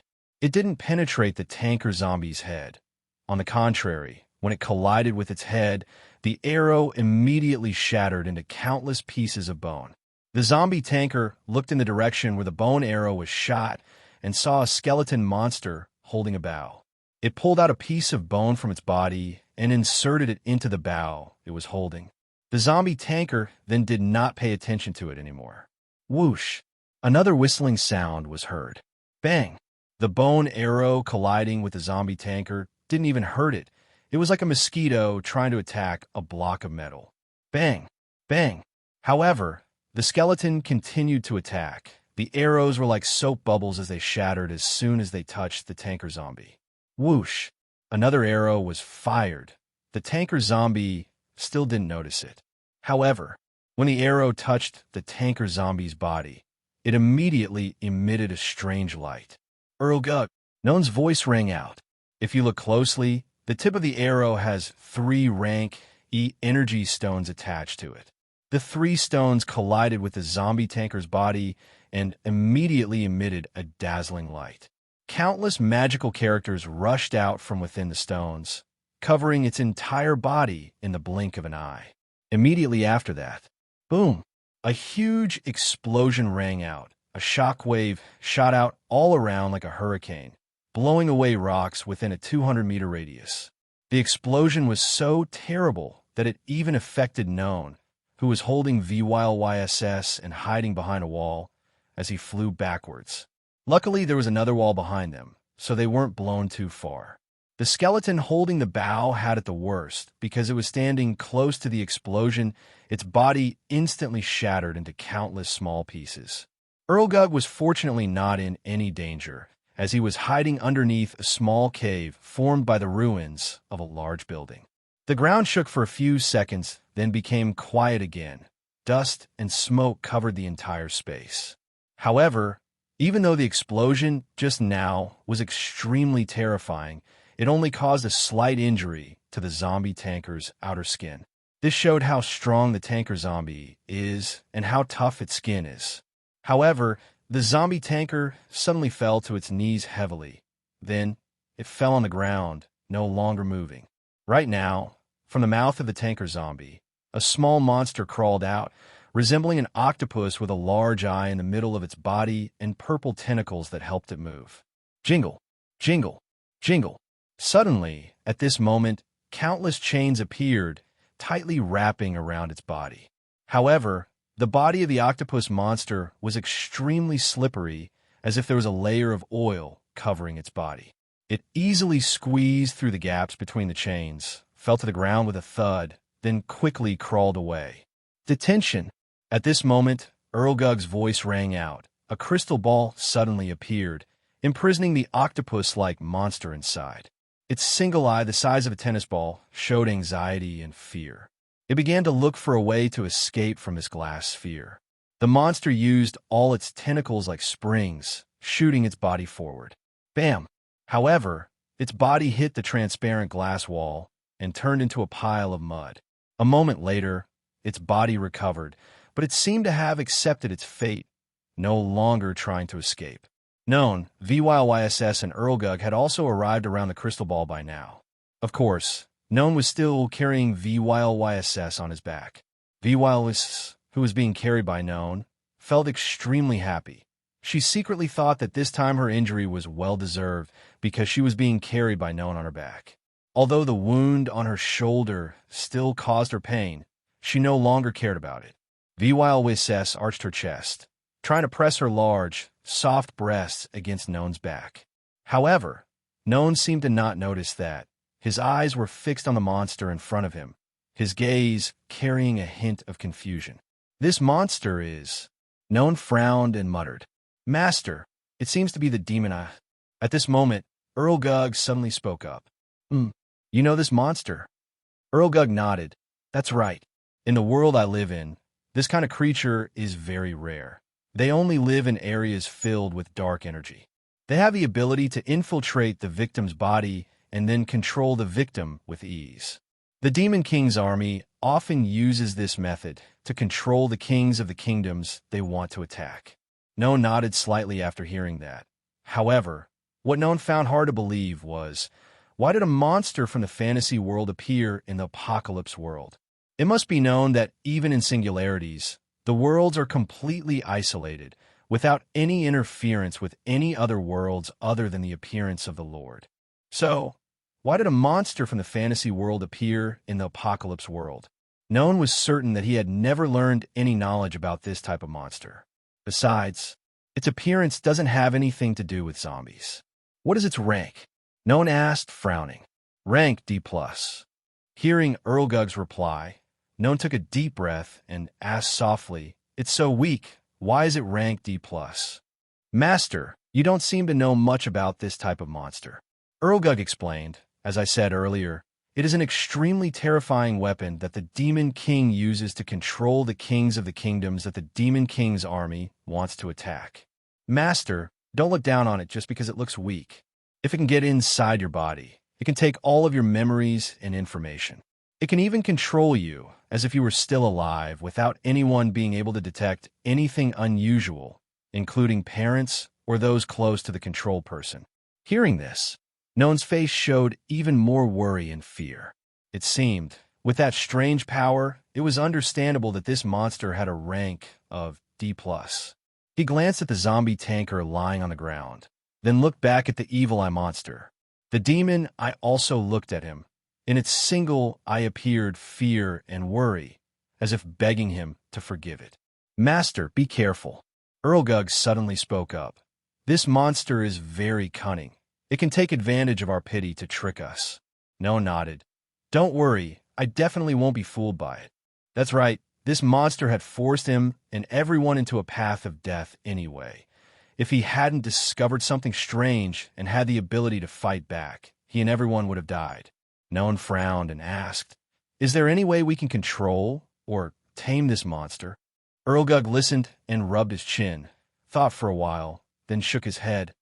Master, right now, I have no way to help you. Noan was a little disappointed when he heard that. He had planned to use this monster to control some high-level zombies to harvest high-rank energy crystals. But maybe that's impossible. All right, kill it. Get the energy crystal in the tanker zombie's head for me. Yes, master. Erlgug heard Noan speak, immediately bowed his head, and respectfully replied. Noan carried VYLYSS to a safe and clean place, sitting her with her back against the wall. VYLYSS left Noan's back, feeling a bit reluctant, as she just wanted to lie on his back forever. Seeing her sulky expression, he chuckled. Wait until you fully recover. You can lie down as much as you like. Really? VYLYSS asked happily upon hearing that. Of course, Noah said as he caressed VYLYSS's face. Does it hurt? VYLYSS quickly shook her head. It doesn't hurt. As long as Master is safe, even if... All right, let's not talk about that anymore. We should think of a way to treat you first. Noan saw VYLYSS's wound and felt a little pain in his heart. He was about to say something when Erlgug's voice suddenly rang out. Master, you should see this.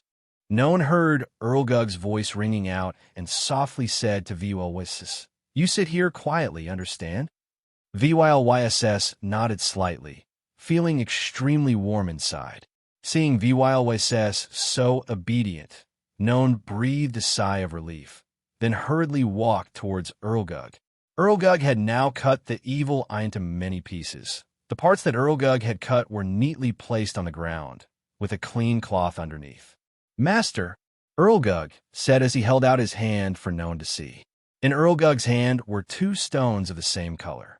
However, one was normal, and the other had a bit of white in the middle, like a pearl surrounded by a crystal. Congratulations, Master. You were lucky to obtain the evolution crystal. Erlgug laughed loudly, his face showing joy.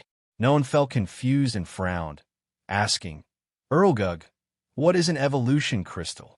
Erlgug took a deep breath and began to explain. Master, as I said earlier, the demon eye has the ability to hide inside the victim's body and turn their body into its home.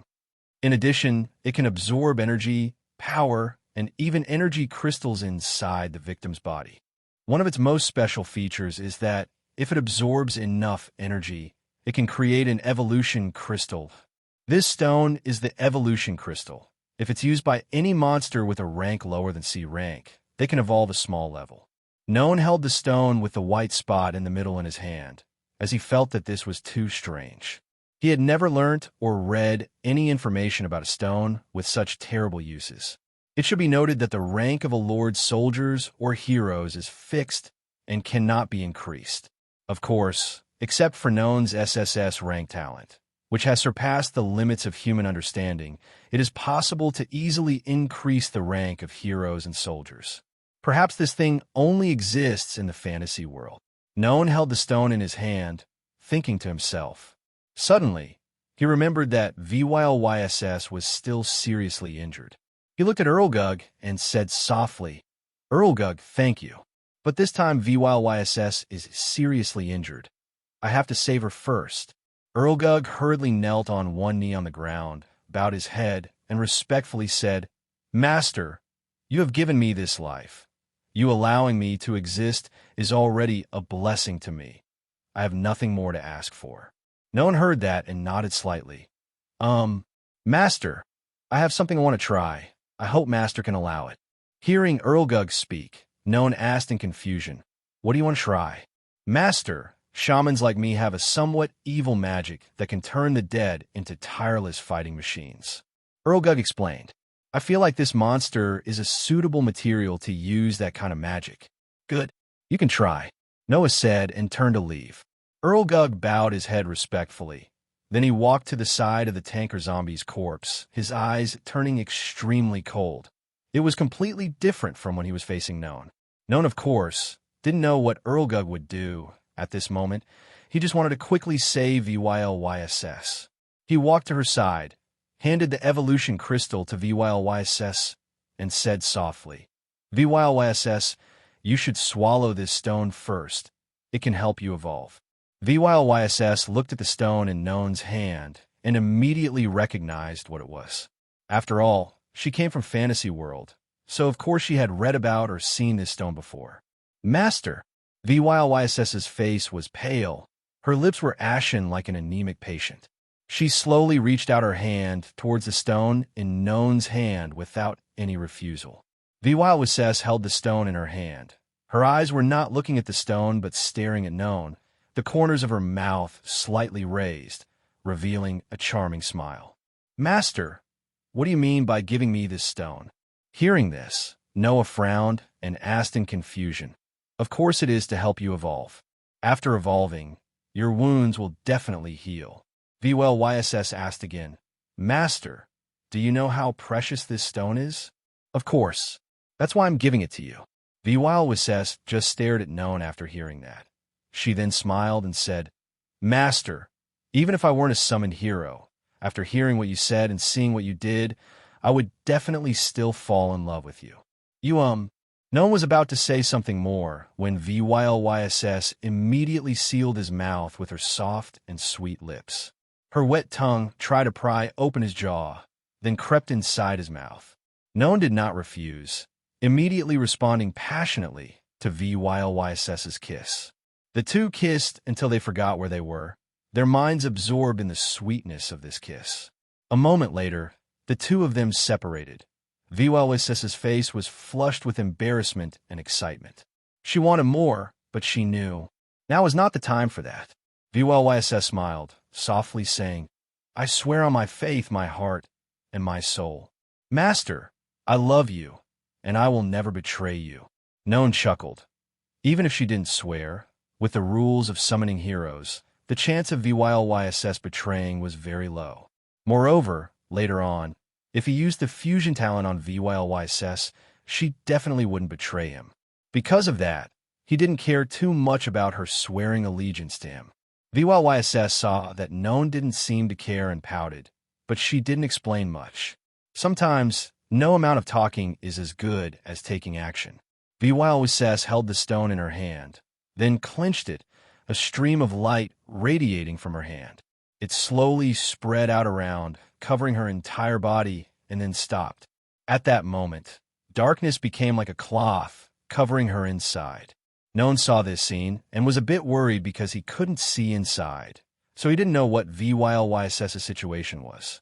However, thinking that the stone would help her evolve, he felt a lot more at ease. A moment later, the cloth woven of darkness disappeared, revealing a beautiful girl. VYLYSS evolved successfully. Noan noticed that her horns and wings seemed to be slightly larger, especially the wings. Before, her wings were black, but now they seemed to have turned purplish-black. VYLYSS slowly opened her eyes, revealing a pair of eyes that emitted a seductive yet strange pink light. Name: VYLYSS. Race: Royal Succubus. Rank: D+. Level: 0. Description: collapsed. Noan read the description, seeing nothing new except for an additional line describing her new ability. Chains of imprisonment. It was the type of skill she had used often, but now, with the addition of darkness and light elements, its power was also increased. However, what he noticed most was her wound. It had completely healed, leaving no trace behind. Noan looked closely and discovered that VYLYSS's skin seemed to have become a little smoother. Her skin was not the snow-white type, but had a slight pink tint to it, making it extremely alluring. Master! VYLYSS suddenly smiled greedily and seductively, walking to his side. Her fingers gently lifted his chin. Their faces were facing each other. She was so close that he could feel her breath on his face. Her breath carried a seductive scent. It was like the scent of lavender. Not too strong, but enough to make him feel intoxicated. Master, do you want to continue what happened earlier? VYLYSS smirked. She looked like a domineering CEO forcing a kiss on a small male secretary. No, okay, you don't have to, Noan opened his eyes wide. VYLYSS continued to kiss Noan. This time the kiss was even more intense than before.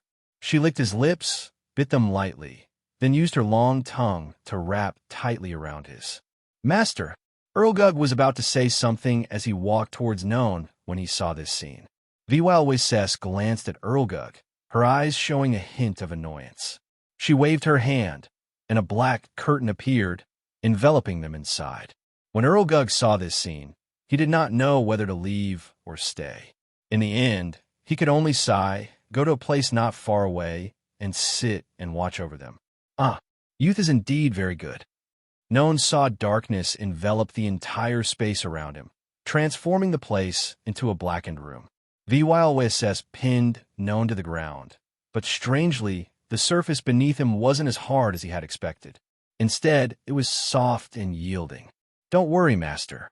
VYLYSS held him firmly against the ground, one hand pressing both of his wrists above his head while the other gently stroked his face. The first time will, of course, be comfortable for you. The first time? Wait. Before Noan could finish his sentence, VYLYSS kissed him. He could distinctly feel her tongue, nearly 3 times the length of a normal one, entwining tightly with his own. A peculiar viscous liquid filled his mouth. Strangely, instead of feeling repulsed, it reminded him of honey, intoxicating and alluring. VYLYSS's eyes gleamed with 2 heart-shaped symbols, radiating a captivating pink glow. Uck. Noan felt the strange liquid flood his mouth, and instinctively he swallowed it. The more he drank, the hotter his body became, as if it were igniting into flames. After a while, just as he was about to suffocate from the kiss and the mysterious liquid overwhelming his mouth, VYLYSS finally released him. Noan gasped for air, the transparent, sticky liquid trickling from the corners of his lips. VYLYSS extended her long tongue, sleek and snake-like, its pointed tip dripping with the same viscous substance. She smiled, licking the remnant from the corner of his mouth, and spoke softly, Master, don't worry. I've gained control over myself and won't drain all of your life energy. Noan wanted to say something, but his mind began to blur, leaving only one thought. He wanted her. Master, this time you can't escape. VYLYSS's greedy smile deepened as her long tongue trailed down his neck. Her hands moved to strip away his clothes, and soon, Noan's thoughts faded into a haze. Afterward, he could remember nothing but sensations, ecstatic, indescribable euphoria that made him feel as though he had ascended to another plane. Every time he opened his eyes, he saw VYSS astride him like a rider atop a steed, and of course he was the steed. Her face radiated a manic exhilaration, her pink heart-shaped pupils glowing brilliantly. Her ample chest heaved violently with her movements, bouncing rhythmically. A strange heart-shaped magical sigil emitted a vivid pink glow just below her navel, 5 centimeters down. However, Noan's thoughts had completely dissolved. He could only succumb to the thrill VYSS had brought him. He had no idea how much time had passed or how much milk he had given her. He only remembered that his consciousness plunged into darkness after the first 2 times. Noan slowly awakened, realizing he was still in the blackened space VYSS had created. Yet, the place remained soft and comforting. Turning his head, he saw a peerless beauty in his arms. She wore not a single thread of clothing. Her flawless body lay bare, a masterpiece of creation that made Noan instantly crave her again. Her skin was a delicate white pink, impossibly inviting, and her full chest, topped with enticingly rosy nipples, exuded an irresistible allure. Her stunning face, with lips as red as temptation, seemed to beckon him to savor her more. Her lashes were long and curled, surpassing anything artificial. This girl was perfection incarnate, leaving Noan wondering if the events earlier were a dream. VYSS rested her head on his arm, her eyelids fluttering slightly before slowly opening. In that instant, Noan could see the pink heart-shaped pupils in her eyes. They radiated a gentle light, causing his heart to race, yet simultaneously calming his mind. "Master," VYSS smiled and said, "Aren't you going to sleep a little longer?" Noan frowned, raising a hand to flick her forehead lightly. Master." VYSS, of course, didn't feel any pain but acted coyly, trying to charm him. "You didn't like it. Next time, you're not allowed to hypnotize me like that. Understand?" Hearing this, VYSS pouted. "If I didn't do that, you'd never sleep with me willingly." "Why do you think that?" VYSS glanced at Noan, her finger lightly tracing circles on his chest. "Because you're afraid I'll drain all of your life energy. That's why I had to resort to this." Noan sighed. VYSS was right. He had indeed been afraid of that. However, after the intense battle with her, he was still alive and well, proving that VYSS could control her life energy-draining abilities. "It seems in the days to come, I'll need a lot of stamina for this girl," Noan thought to himself, though he didn't mind the idea. After all, with VYSS being this breathtakingly beautiful, how could he resist her? Previously, he had feared her life energy-absorbing ability might kill him, which was why he had refrained from being intimate with her. But now it was different. She had gained control over that ability, and he no longer wanted to hold back. Noan leaned down and planted a gentle kiss on VYSS's lips. She closed her eyes, savoring the kiss as light as a dragonfly skimming the surface of a calm lake. After a moment, Noan pulled back and said softly, "I trust you now. Next time, I want to take the lead. You're not allowed to use that hypnosis magic on me again." "Understood." VYSS smiled, her expression like a proud, yet stunningly beautiful rose. "Understood, my master." With that, she buried her head against his chest, greedily inhaling the masculine scent that clung to him. "Master, don't worry. I've grown much stronger now. I'll protect you." I trust you," Noan replied, gently patting her back. Then he smiled slightly. "But is this really okay? If you're not absorbing my life energy, will it affect you in any way?" Hearing this, VYSS beamed with happiness. "No, as long as I can absorb my master's love, it's enough." Noan's eyes widened slightly, finding VYSS irresistibly sweet. With her unparalleled beauty, being a succubus and saying such tender words, how could any man possibly withstand this? Suddenly, a notification panel appeared in front of him, startling him. "Ding! Congratulations, your hero VYSS has successfully evolved. Name, VYSS. Race, Loving succubus mutation. Rank D peak. Level 0. Description: with enough sunlight, flowers will bloom. When a succubus who worships both the goddess of lust and the goddess of purity is filled with love, she evolves. After evolving into a loving succubus, she can use light element powers. Additionally, she can enhance her strength through the essence of the one she loves. Note that she is eternally loyal to the one she loves because of her devotion to the goddess of purity. Almighty Fusion * to evolve VYLYSS. 3D peak materials are required. To ensure successful evolution, use materials such as succubus, elemental spirit of light and darkness, a creature specializing in mental powers.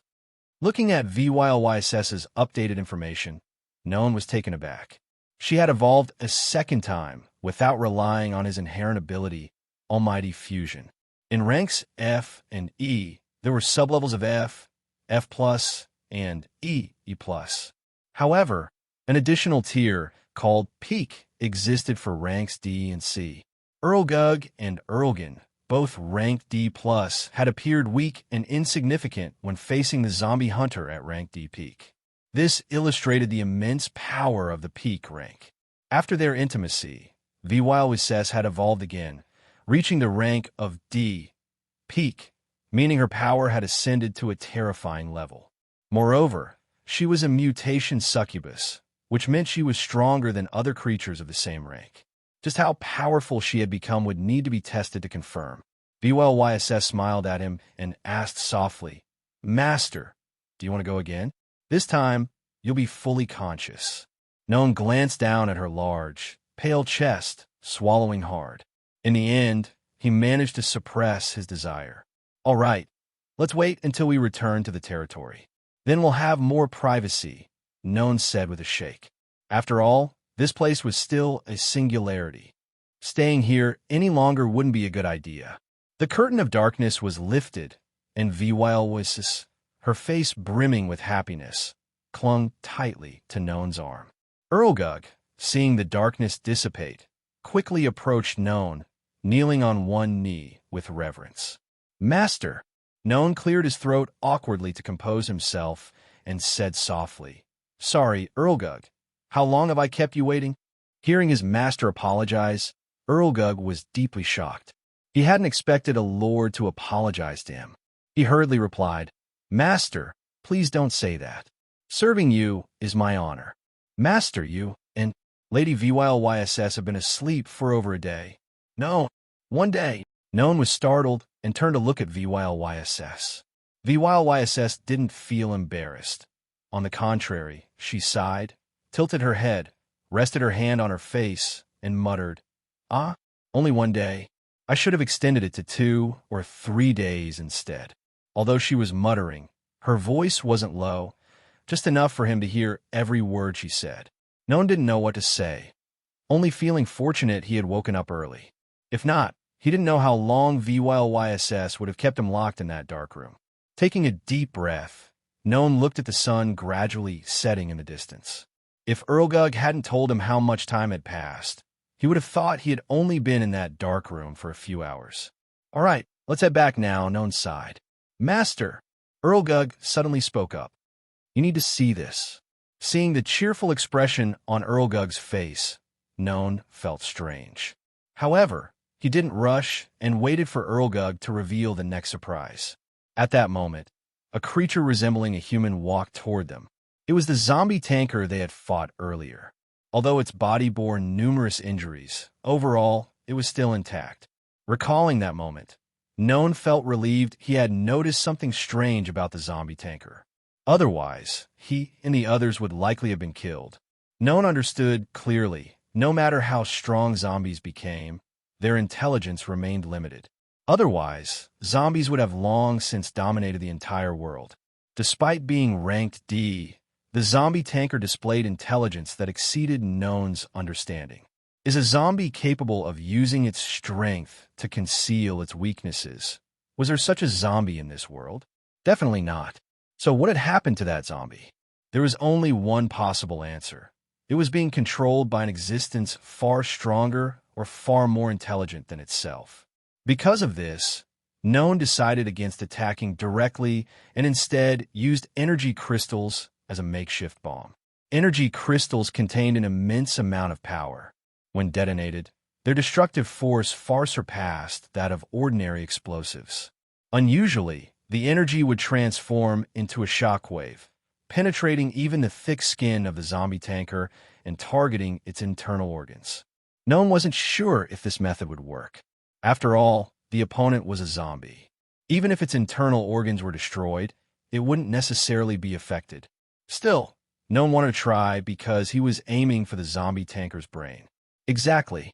The shockwave could disrupt the zombie's neural functions. Noan theorized that if the zombie tanker was being controlled by another entity, its brain would undoubtedly serve as the connection point. As long as the zombie tanker's brain functions were destroyed, even if it didn't die, it wouldn't remain as intelligent as before. But Noan was incredibly lucky. He had to admit that. He never thought the entity controlling the zombie tanker would be hiding inside its head. After being affected by the shockwave from the explosion of 2 Rank E energy crystals, that creature seemed significantly weakened. That's also why Erlgug could imprison and kill it easily. And even luckier, the monster called Demon Eye brought him an evolution crystal, which allowed VYLYSS to evolve to rank D+. Later, she would have a chance to advance to rank D peak. Noan understood clearly. If he sold the evolution crystal, he would undoubtedly earn enough credit points to live a carefree life. After all, something that could help a hero evolve, even by a single rank, was enough to shake the entire empire. But he didn't want to do that, because if he did, he would attract significant danger and risk exposing his rank SSS talent to the public. Besides, VYLYSS was severely injured, and he simply wanted to save her. It was as simple as that. Returning to the present, Noan looked at the zombie tanker and frowned as he asked Erlgug, "Can you control it?" "Yes, master," Erlgug replied, bowing his head. Then, he waved his magic staff to prove to Noan that what he said was true. At that moment, the zombie tanker picked up a rock from the ground, aimed into the distance, and hurled it with great force. Whoosh! The sound of wind echoed as the rock, the size of a tennis ball, left the zombie tanker's hand like a cannonball, flying at an incredible speed. A second later, a loud explosion erupted in the distance. Bam! Noan saw the wall of a crumbling structure far away burst apart, with smoke and dust billowing into the air like a thick fog. Throughout the process, every movement of the zombie tanker was fluid, nothing like that of a puppet. It was as though it was moving independently rather than being controlled. "Master!" Erlgug grinned excitedly, looking at Noan as he asked, "How do you feel?" Noan gave a slight nod. Very good." He glanced into the distance and noticed that there was still plenty of time before nightfall, so he decided to continue hunting. Although he already possessed a rank D energy crystal, which could be exchanged for many rank F energy crystals to upgrade his territory, that wasn't feasible. If everyone could exchange low-rank energy crystals, the effort of training to fight monsters would become meaningless. Thus, the Empire had strictly prohibited lords of level 6 and below from exchanging energy crystals.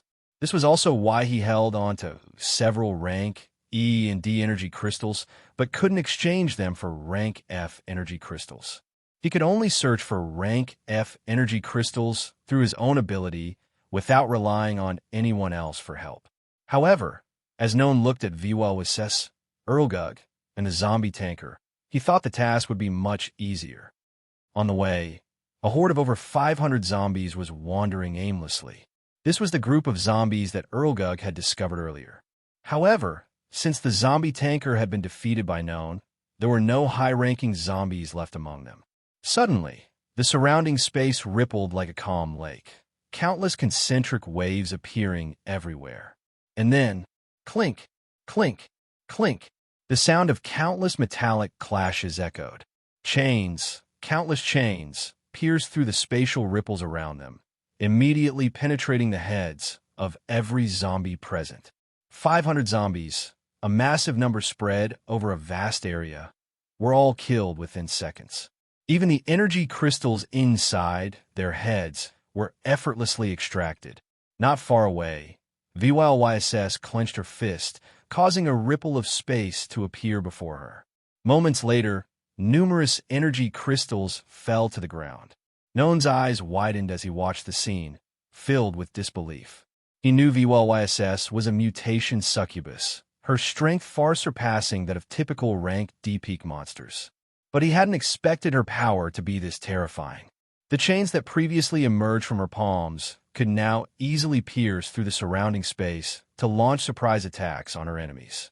Even more astonishingly, those chains could collect energy crystals for Noan. It didn't stop there. VYLYSS glanced down at the pile of Rank F energy crystals coated in blood and streaked with bits of white brain-like zombie matter and frowned. With a wave of her hand, a soft white light radiated from her palm, cleansing all the energy crystals, making them incredibly clean and glistening like polished gems. Noan gaped, feeling like VYLYSS had just been upgraded with a cheat code. Still, he understood that the stronger VYLYSS became, the safer he was. VYLYSS glanced at Noan. Seeing his expression, she chuckled softly, her smile as warm as a spring breeze, leaving Noan entranced. "Master, are you staring at me?" Hearing VYLYSS's question, Noan snapped out of his daze and nodded. "Indeed, you truly surprise me." VYLYSS placed a finger as delicate as a work of art against her lips. Her eyes narrowed into crescent moons as her seductive voice echoed, "Master, you'd be even more surprised if you made love to me." Noan, he felt that ever since he had been intimate with her, she had become increasingly bold and completely unreserved when it came to discussing such sensitive topics. Seeking to change the subject, Noan asked, "How many energy crystals have we harvested?" VYLYSS pouted in mock displeasure, and her voice tinged with playfulness. "Master, about 70 rank F energy crystals." Noan nodded lightly at her words, inwardly sighing.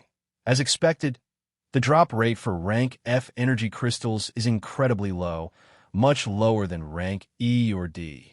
But he quickly regained his composure.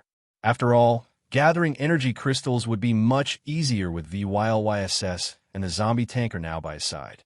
Noan led the group to continue hunting. By the time the sun was about to set, he glanced at the pile of energy crystals stuffed into his backpack and nodded in satisfaction. Thanks to the combined power of VYLYSS, Erlgug, and the zombie tanker, he had harvested over 1,000 rank F energy crystals, more than 50 rank E energy crystals, many rank E plus energy crystals, and even 1 rank D energy crystal today. He didn't rush to level up. Instead, he led everyone back to the territory. After all, this area was still incredibly dangerous.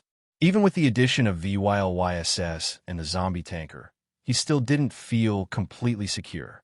Upon returning, Noan sat on his bed, opened the Lord interface, and began the process of leveling up. Use 1,000 energy crystals to upgrade to level 1. Noan commanded. Immediately, a notification popped up, causing him to frown. Ding.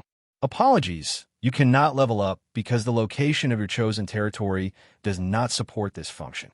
Noan frowned, once again checking the energy crystals in his backpack. Upon confirming enough for him to level up, he glanced at the notification again. The territory's location does not support this feature. Could it be? Noan murmured, recalling a rumor he had once heard back when he was still in school. Of course, that memory belonged to the old Noan. At that time, there was a rumor that the system was not created by the Empire's scientists in collaboration with magic, but by a certain god. That god wanted to raise humanity like caged animals. Thus, they could only use the system within specific areas. If they left those areas, akin to leaving their cage, the system's support would no longer be available to them. However, it was merely a rumor, quickly dismissed. After all, while this world was vast, humanity had footprints everywhere. Even when lords were sent to other worlds to train and fight, the system still supported them normally.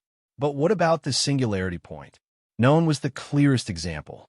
Even though he had been sent to the singularity point, he could still use every system feature, including the trading function. However, he faced a major problem. He couldn't level up. The reason was that the area where he had built his territory did not fall within the system's level-up support range. Noan began to feel uneasy and immediately switched to the chat tag. But when he opened the chat tag, he didn't see Lilia online. She hadn't moved to the Lord's area yet, meaning she was still in the city. Noan left her a message so she could see it whenever she logged in. Ding! The area you are in does not support this feature. Noan frowned, sensing something strange was happening. No way, he muttered. I was still able to use this feature last time. Why can't I use it now? Refusing to believe it, thinking the system might malfunction, he used another feature, the trade function. Previously, he could open the trade tag to browse in this location, but once again, Noan was met with despair. In front of him was the same red notification panel with its familiar message. The area you are in does not support this feature. What the hell? Noan scowled, trying other features, but all efforts were futile. What the hell is going on? He held his head, feeling a wave of despair. Everything worked perfectly fine last time. Why is this happening now? Surprise! Who's there? Noan was startled as an unexpected voice echoed in the room. He looked around, hoping to identify the owner of the voice. But the door was tightly shut, and light illuminated every corner of the room, leaving no shadows. The room had minimal furniture, so there were no hiding spots either. The familiarity of the voice made him even more uneasy. It reminded him of that woman. Yes, the woman who had commanded the Lickers to attack his territory. But with VYLYSS and Earlgug guarding the perimeter, how could that woman have entered? Noan was about to call out VYLYSS's name, but before he could shout, something sharp pressed against his neck, sinking slightly into his skin. Well, my little boy, it's late. You shouldn't disturb others. The voice spoke again, but this time it was much closer. No, to be exact, it was right next to his ear. A chilling sensation enveloped his entire body, warning him that he was in danger. A seductive yet unsettling fragrance wafted into his nose. At this moment, Noan realized the object pressing into his neck was a fingernail. Isabel appeared behind him, her other hand wrapping around him from the back, resting against his chest. Noan felt a surge of fear, but forced himself to remain calm. He asked, "What do you want?" Don't be so cold, little one." Isabel chuckled softly. "Answer my question first."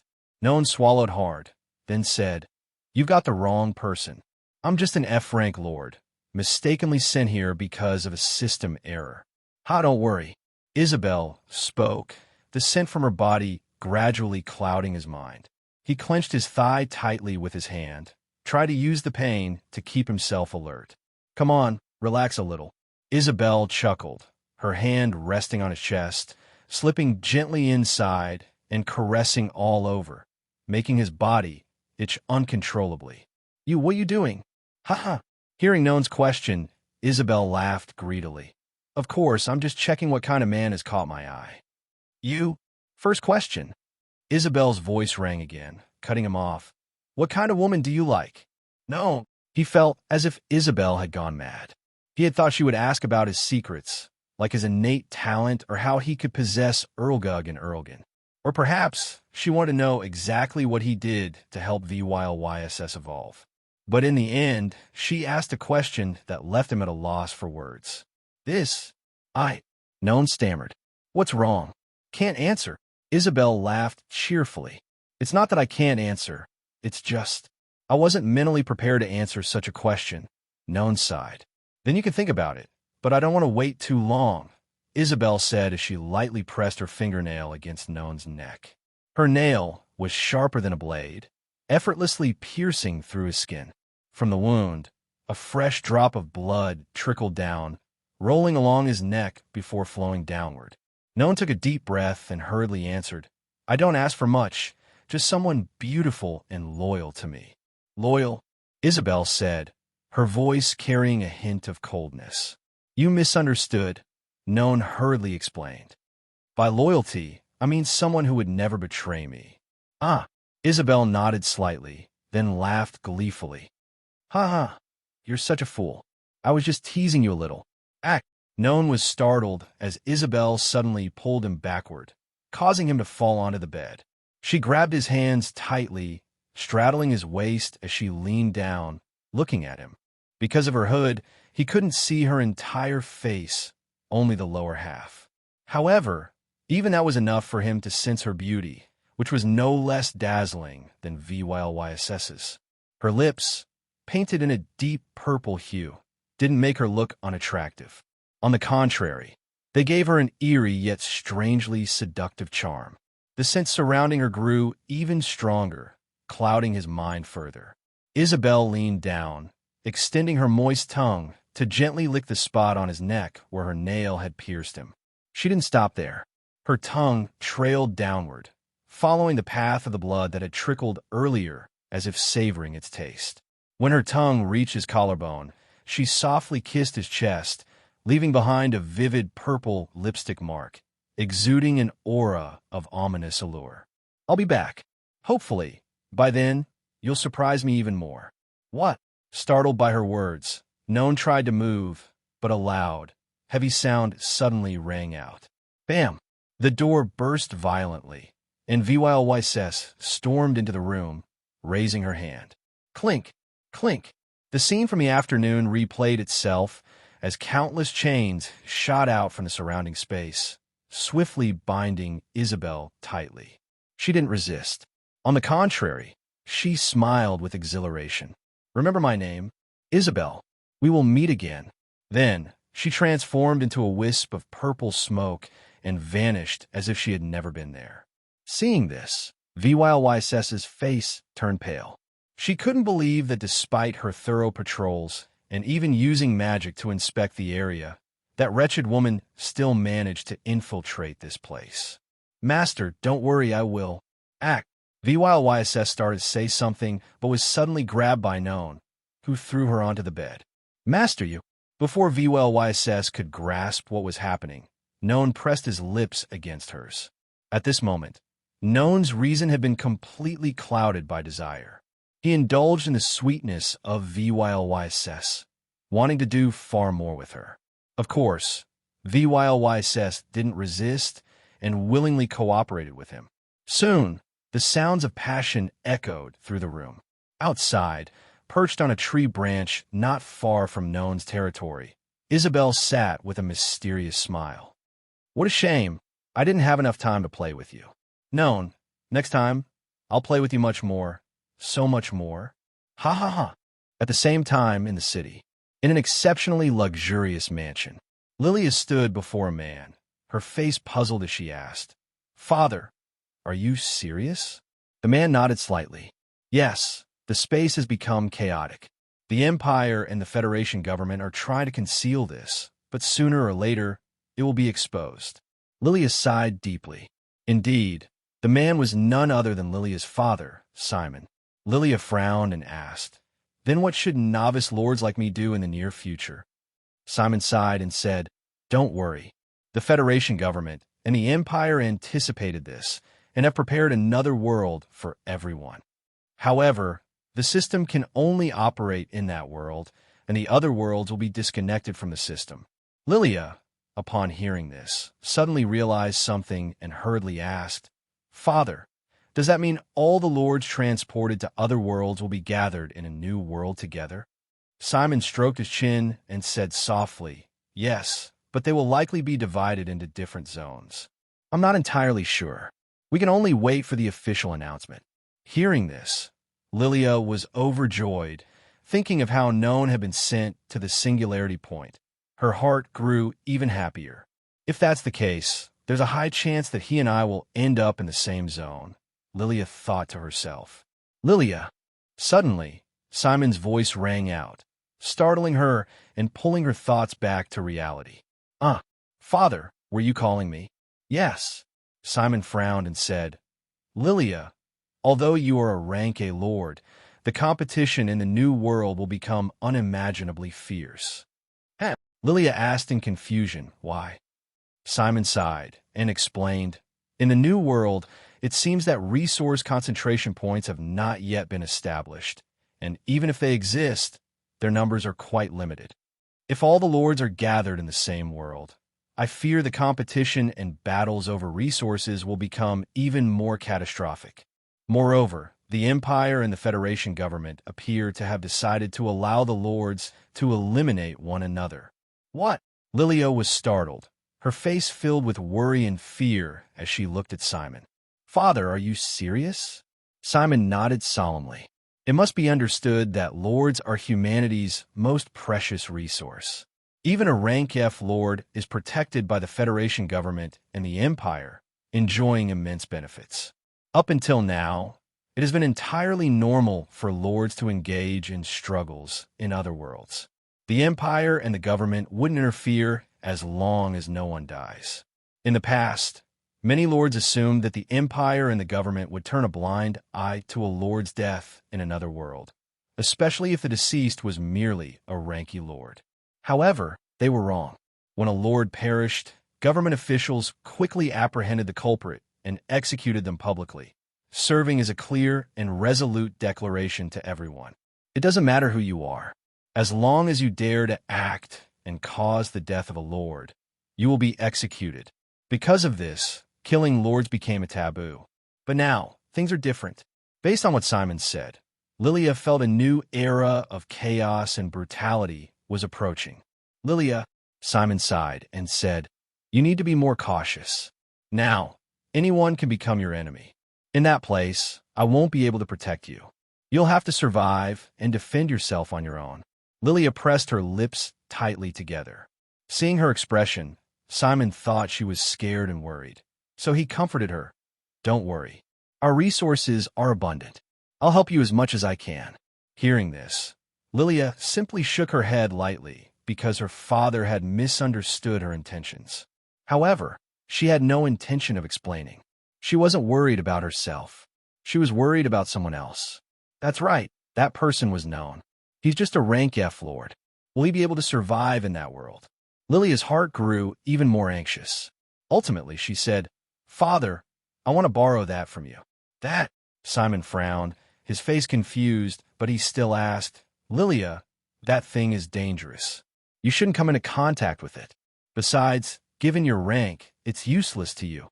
This? Lilia didn't know how to explain, a hint of worry flickering in her heart. Simon seemed to realize something and let out a sigh. Is it that young man? Father, All right, I understand. Simon waved his hand, cutting off Lilia's words. Lilia, I know you like him. However, our family is not ordinary. You understand what I mean, don't you? Lilia pressed her lips tightly together, her face showing sorrow and pain. But I don't want my fate to be controlled. Seeing Lilia's anguish, Simon also felt a pang of pain in his heart. After all, she was his daughter. But sometimes in this life, our destiny is not something we can decide for ourselves. He looked at Lilia for a long moment before saying, All right, I'll give it to you. However, Lilia, you only have one chance.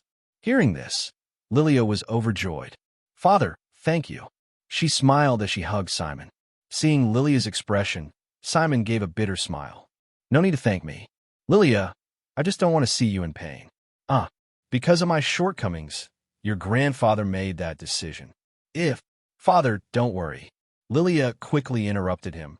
I believe that grandfather will change his mind eventually.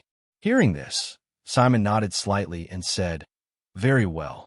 I'll contact the Federation government to see what can be done. If it works, you might not get another chance. Lilia smiled and said, Father, don't worry. After all, I am a Rank A Lord. How could I die so easily? Simon sighed in relief at her words. He knew exactly what it meant to be a Rank A Lord. Rank S Lords were exceedingly rare, like phoenixes or dragons. Such lords were given special training by the Federation government or the Empire. If a Rank S Lord did not enter the battlefield would belong to Rank A Lords. And as for Rank SS Lords, there was no need even to mention them. If they appeared, the Federation government and the Empire would undoubtedly treat them as treasures, preventing anyone from so much as touching them. Simon looked at Lilia, aware that his daughter was a Rank A Lord. Moreover, her natural talent was also ranked A. to rank S. With that, she would undoubtedly avoid being bullied and could even become the ruler of her own domain. Feeling more at ease, Simon said softly, "All right, I understand. This will be the last time I can help you." He. "Father, thank you." Lilia smiled, her face mischievous and radiant, like a blooming sunflower. After speaking, Simon nodded and left. Once she was sure Simon was completely gone, Lilia took out her phone and sent a message in her secret group chat. "How many monster summoning cards do you all have left?" XXX. "Miss, I only have one card left." Oh, me too, but its level is very low. As long as it's a rank D card or lower. XXX. "Miss, I have a rank D succubus card. Do you want it?"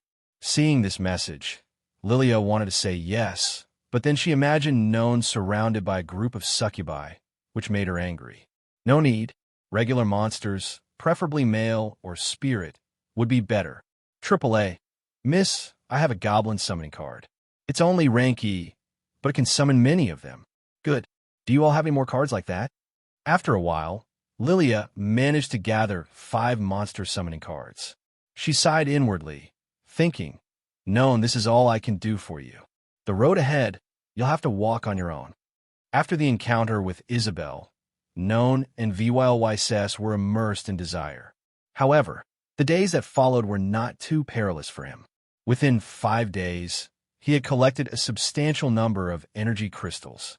However, despite his abundant resources, he could still not level up. Furthermore, he couldn't stockpile other types of resources. In the safe zones designated for novice lords, there were resource storage centers where lords could collect wood, stone, and iron materials. But the singularity was different.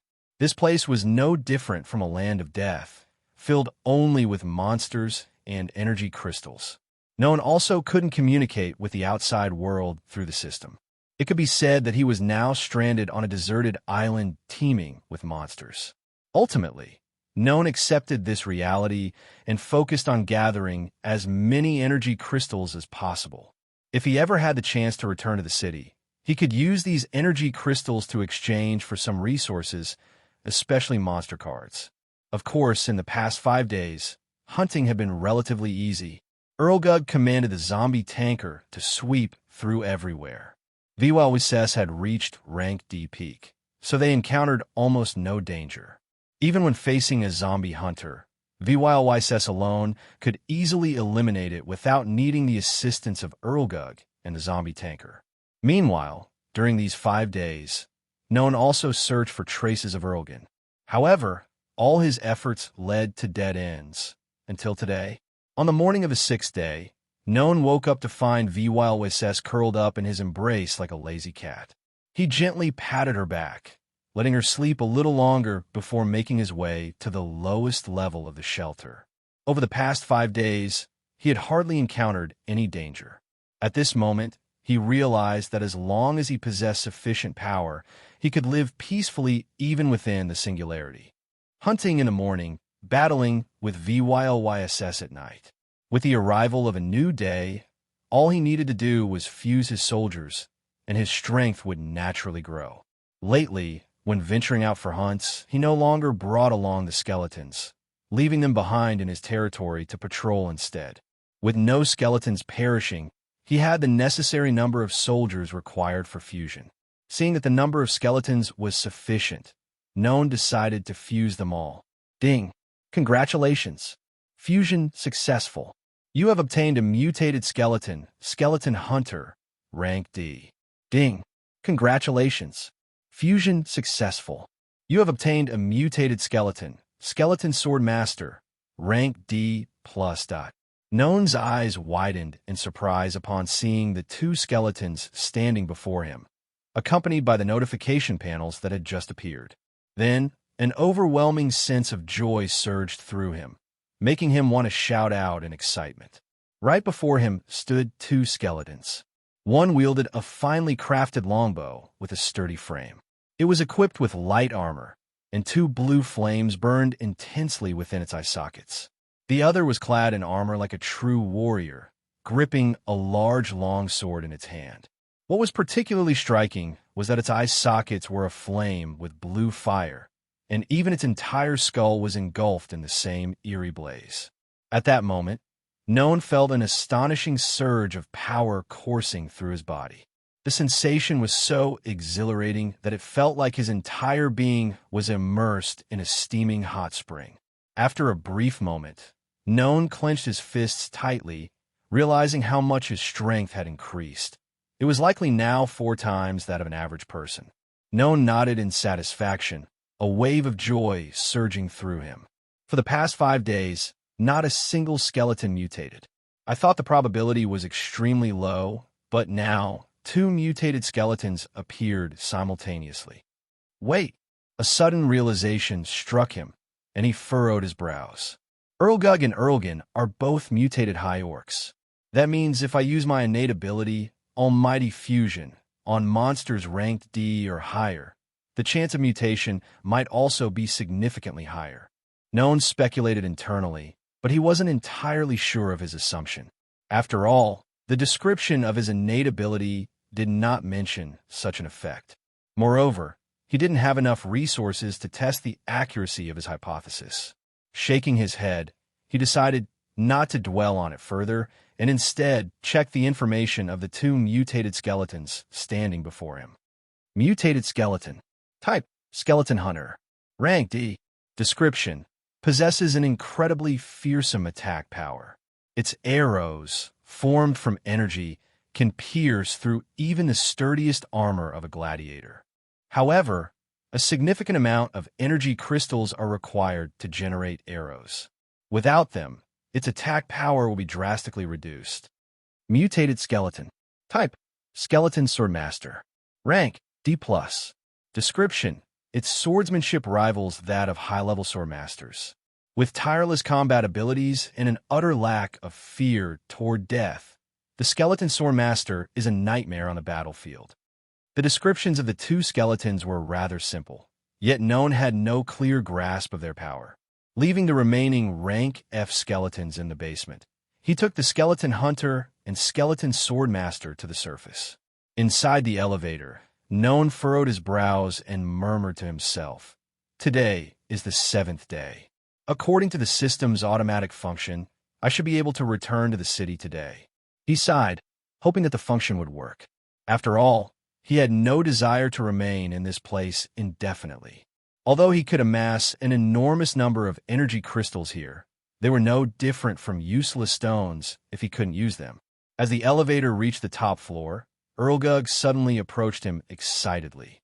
Then, kneeling on one knee, he lowered his head and spoke. "My esteemed master, I bring great news for you." Hearing the slight tremble of excitement in Erlgug's voice, Noan was puzzled. "What is it?" "Master, Erlgan has returned." Noan frowned as he looked at Erlgan lying motionless on the ground, appearing as if he were merely asleep. A sense of confusion welled up inside him. Turning his head, he saw that his territory was only about 200 meters away from this spot. Then he looked back at Erlgug and softly asked, "You said you were on patrol when you found him lying here like this?" Erlgug immediately bowed his head. "Yes, master. I checked thoroughly and found no traces of mind control magic or any kind of curse spell." Hearing how meticulous Erlgug had been, Noan nodded slightly. "Then why hasn't he woken up yet?" Erlgug scratched his head, puzzled. I don't know either. Maybe he's still exhausted, or he's just asleep." Noan glanced at Erlgug before shifting his gaze back to Erlgan. Just as he was about to examine Erlgan's body, the latter suddenly furrowed his brows and slowly opened his eyes. Seeing this, Noan narrowed his eyes and signaled the others to be on guard. In truth, Noan wasn't afraid that Erlgan would betray him. After all, his innate ability, Almighty Fusion, had clearly stated that any monster he fused would never turn against him. However, it was always better to be cautious. Erlgan's eyes widened upon seeing his master. He quickly looked around, his face filled with disbelief. Noan, equally perplexed, asked slowly, "Erlgan?" Upon hearing Noan's voice, Erlgan seemed to want to say something. But suddenly, strange runic symbols radiating a purple glow erupted all over his body, encasing him entirely. Master, be careful, Erlgug shouted anxiously, raising his staff, ready to cast a spell. However, Erlgan was far faster. Erlgan sprang to his feet and swung his massive fist toward Noan. Yet Noan remained unfazed. He stood motionless, watching as Erlgan's powerful punch hurtled toward his face. Clang! Clang! Just as the fist was about to reach him, barely 10 centimeters away, it stopped abruptly. Master! Erlgug's voice trembled as he realized that Erlgan's body was now tightly restrained by countless chains binding him to the spot. At that moment, a stunning figure appeared, hovering behind Noan. 2 bat-like wings unfurled, enveloping him protectively. VYYSS wrapped her arms around Noan's neck from behind and whispered softly, Master, do you want me to kill him? Noan frowned and said, No need, just hold him tight. VYLYSS flashed a seductive smile, her fingers gently caressing Noan's face. Yes, my master. Noan shivered. He felt as if VYLYSS was always trying to enchant him. Ever since that day, or more precisely, ever since she evolved, she had become even more alluring than before. Of course, the one who had to endure VYLYSS's seduction and temptation was none other than him. VYLYSS certainly didn't drain Noan of his strength, but he was so immersed in her sweetness and softness that he nearly forgot he was inside the singularity. Erlgan was tightly bound by chains, his body trembling, yet the magical symbols surrounding him gradually faded before completely disappearing. Once again, Erlgan collapsed onto the ground, utterly unconscious. However, this time, something was even stranger. The magical symbols from before had completely fused into Erlgan's body. Originally the signature green of the orc race, his skin was now shifting to a deep purple hue. Moments later, Erlgan's skin had fully transformed into a dark purple shade. In the center of his forehead, a peculiar, diamond-shaped mark, about the size of a bean, had appeared. Ding! Congratulations, High Orc Warrior. Erlgan has successfully evolved. Name, Erlgan. Rank, D Peak. Race, High Orc Warrior. Description, Erlgan's outer skin has become tougher than metal, making it extremely difficult to penetrate. A brief description, yet the fact that Erlgan had evolved to rank D Peak did not bring him any joy. Even though he could clearly feel his strength had increased significantly, an unsettling sense of anxiety crept over him. VYLYSS evolved thanks to the evolution crystal, whereas Erlgan had undergone evolution through some mysterious method that even Noan had no knowledge of. That alone signified just how dangerous that woman was. So dangerous that she could kill him at any moment. The only reason she had allowed him to live was likely because she found him interesting. The mere thought of a woman capable of evolving monsters staring at him so intently sent chills down his spine. Returning to Erlgan, although he had not betrayed Noan, his actions just now left Noan puzzled. Only one possibility came to mind. When Erlgan attacked him, he had not been conscious. That meant Erlgan had no intention of betraying him, but his body had been controlled, so he had attacked Noan in the first place. It seems even an SSS rank talent has such a glaring flaw. Noan thought to himself. He shook his head, pondering how to handle Erlgan appropriately. Kill him? Impossible. Erlgan was at rank D Peak. Not only was his strength invaluable to Noan, but his combat abilities could also be of tremendous help. Besides, he did not want to kill someone who had gone through countless dangers alongside him. VYLYSS, imprison him. Don't let him escape, Noan sighed and said. He wanted to see exactly what was wrong with Erlgan and, more importantly, find a way to patch the flaw in his SSS rank talent based on Erlgan's condition. Today, Noan did not go hunting. After all, he had already wiped out all the zombies in the city. At first, he had considered exterminating the zombies in another city or even traveling farther, but he immediately dismissed that reckless idea. Even though life here seemed relatively easy, he constantly reminded himself that this was the singularity, not a beginner's zone. By the afternoon, Erlgan regained consciousness. He seemed more clear-headed than he had been in the morning. Noan frowned, looking at Erlgan as he asked, Where have you been all this time? Erlgen gazed at Noan, tilting his head in thought. Despite having evolved to rank D peak, his intelligence had not improved. He was just as dim-witted as before. The only difference was that his strength had increased astonishingly. After pondering for a long while, Erlgen finally spoke. Master, I don't know. I don't remember. Noan furrowed his brows and glanced at Vylys, who was standing beside him. She gave a slight nod, indicating that Erlgen was telling the truth. Upon reaching rank D peak, Vylys had acquired a type of magic that could determine whether someone was lying. With the existence of the almighty fusion talent, Noan was convinced that Erlgen was not lying. Vylys could sense Noan's emotions fluctuating intensely. She gently patted his back to soothe him. Master, don't worry. I will always be by your side. Noan felt somewhat at ease, his mind gradually sinking into sleep as his body was enveloped by Vylys's softness and intoxicating fragrance. Ding! You are about to be transported to a new area. Do you wish to retain your territory here? Noan jolted awake as the notification appeared before him. Immediately, his mind became sharp again, and his eyes locked onto the message. Although it was not a notification about returning to the city, being transported to a new area still meant he might be able to escape the singularity. However, he frowned at the notification, his gaze fixating on the phrase, Do you wish to retain your territory here? System, can I keep my territory in this place? Ding! Because someone is using a special item, you can now establish a new territory in a different area. As a result, you will have 2 territories. You may choose to maintain both territories simultaneously or abandon one, keeping only a single territory. Seeing the system's explanation, Noan frowned deeply. This was extremely unusual and the first time he had encountered such a situation. He stroked his chin and continued asking, What about my soldiers and heroes? Can I bring them to the new territory? Ding! You could transfer soldiers and heroes between the 2 territories. However, you must pay some energy crystals to use this function. Of course, you may also choose to travel between the 2 territories, though doing so will require a set amount of resources. Noan felt a surge of joy upon hearing this, yet he couldn't understand why this was happening to him.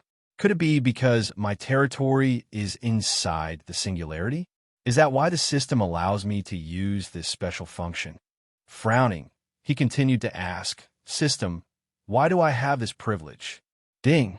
Because someone has used a special item that allows you to establish a new territory in another location. Upon hearing this, Noan rummaged through his memories and suddenly recalled that such an item did exist. It was an extremely rare item, exclusively reserved for lords ranked A and above. After all, lords ranked A or higher possessed terrifying power and were considered invaluable assets to nations, governments, and empires.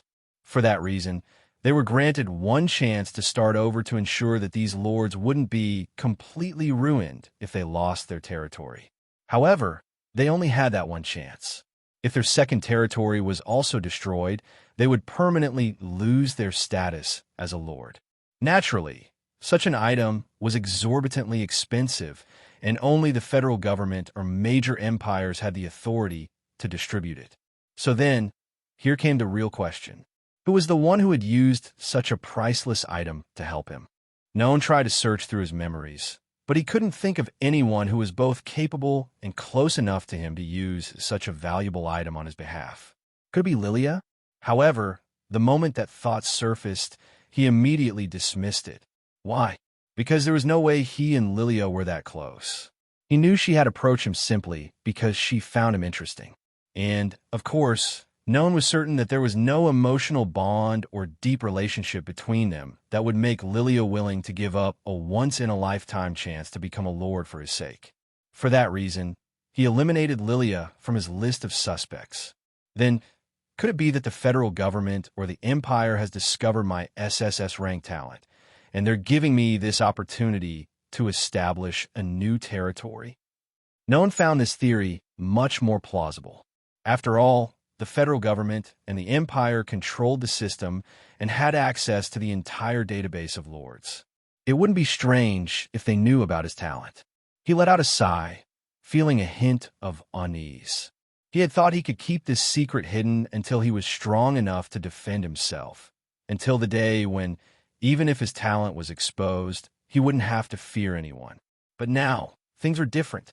He was just a level 0 lord, completely powerless if he were to be targeted. However, after a moment, Noan exhaled and decided not to dwell on it. If the federal government or the Empire truly wanted to harm him, they would have already forced him to return. Perhaps they were merely observing him, assessing whether he was worthy of being nurtured and supported. The more he thought about it, the more convinced he became that his speculation was correct. Ding. Do you wish to move to the new area right now? Can I get some information about the new area first? Noan asked. After all, he wanted to understand the situation in that place fully. If it turned out to be another singularity, he would have no choice but to cry. Ding. The new area is a designated new Lord survival zone established by the federal government and various empires. Under the new survival project, Lords must reside in this area and struggle to survive. Any conflicts or Lord fatalities will not be interfered with by external forces. Lords must endure in the new area for a set period. Once the time limit is reached, a ranking system based on accumulated points will be applied. The higher the ranking, the greater the rewards. What are the rewards? Noan asked. Ding. This information is currently classified and cannot be disclosed. Noan frowned and changed his question. Then when does it start? Ding. The event will officially begin in 7 days. However, many have already entered the new area to familiarize themselves with the environment. 7 days? Wait a moment. What about the new Lord competition? Ding. Time in the singularity does not align with real-world time. Based on real-world time, you have only been away from the city for 1 day. What? Additionally, the new Lord competition has been replaced with a Lord selection trial, where participants face a high mortality rate. Hearing this, Noan found it odd. Lords were supposed to be humanity's greatest assets, so why were they now subjected to such a brutal selection process? Although it seemed strange, Noan did not dwell on it. Ultimately, all paths led to a single goal, becoming stronger. If he did not grow strong, he would either be killed by other lords or devoured by monsters. In the end, both outcomes were the same. Thus, he found the new rules peculiar, but felt neither fear nor concern. As for Yankos, Noan believed that he would emerge victorious. What interested him even more was the realization that time inside the singularity differed drastically from real-world time. His ability to move between two territories meant he could exploit both his dual territories and the time discrepancy to gain a massive advantage. Feeling reassured at last, Noan decided to embrace VYLYSS and go to sleep. VYLYSS suddenly noticed a shift in Noan's mood. He seemed happier, which made her curious. Master, did something good happen? Noan rubbed his nose against hers, greedily inhaling her alluring fragrance. VYLYSS, we're about to move to another place. Huh? VYLYSS was surprised. Without hesitation, she said, Master, you must take me with you. I will do my best to be useful to you, and besides, I can also make you feel good. As she spoke, she licked his neck, then slowly trailed her tongue downward. Noan hurriedly responded, VYLYSS, of course, I will bring you with me. Before finishing his sentence, he was too preoccupied with enjoying VYLYSS's special service. The next morning, Noan didn't rush to the new area immediately. Instead, he continued patrolling the surroundings, searching for more energy crystals. According to the system, resources in the new area were scarce. Lords would have to fight and plunder to secure what they needed. Because of that, Noan aimed to stockpile as many resources as possible before moving to the new area. Naturally, the most valuable resource he could bring was energy crystals. They were the ultimate currency. Noan was confident that as long as he carried a sufficient number of energy crystals, he would be able to survive well in the new area. That morning, after summoning skeletons, he didn't immediately fuse them. After all, he already had skeleton hunters and skeleton sword masters, which were more than enough for him to use. Besides, he also had VYLYSS at rank D peak Erlgan at rank D peak, Erlgug at rank D+, and the zombie tanker. Noan also asked Erlgug how many monsters he could control. As expected, the answer was just one. Erlgug must cancel the magic controlling the zombie tanker if he wanted to control another monster. Of course, the monsters he could control had to be ranked lower than himself. Leading his army, Noan ventured into a more distant area. This time, he wanted to take a risk. Following a vast highway, he moved further and further away from the city. Along the way, he saw countless abandoned cars scattered everywhere. Some had crashed into each other, others had veered off the road, some were flipped over, and, of course, there was no sign of any living survivors. The highway cut through a mountain, and since it had not been maintained for a long time, vegetation from both sides had crept in, making the road look even more eerie. "Master!" VYLSS suddenly appeared beside him, speaking softly. "There's a group of zombies up ahead, but they're quite strange." Noan asked in confusion. "What's strange about them?" VYLSS shrugged. "I don't know how to explain it. Perhaps you should take a look yourself." Hearing this, Noan nodded. If VYLSS had said that, it meant that the zombies ahead posed no immediate danger to him. Leading his group forward for about 5 miles, he finally spotted the zombies in the distance. Still cautious, Noan had everyone take cover behind abandoned cars or large trees to observe. Just as VYLSS had said, the zombies in front of them were indeed strange. There were about 100 of them, but unlike regular zombies that wandered aimlessly, these ones were kneeling on the ground. If not for the strange sounds they were making, no one would have thought that the zombies were already dead. The group of zombies knelt in a large circle on the highway. Though the road wasn't particularly wide, 100 zombies were enough to block the path completely.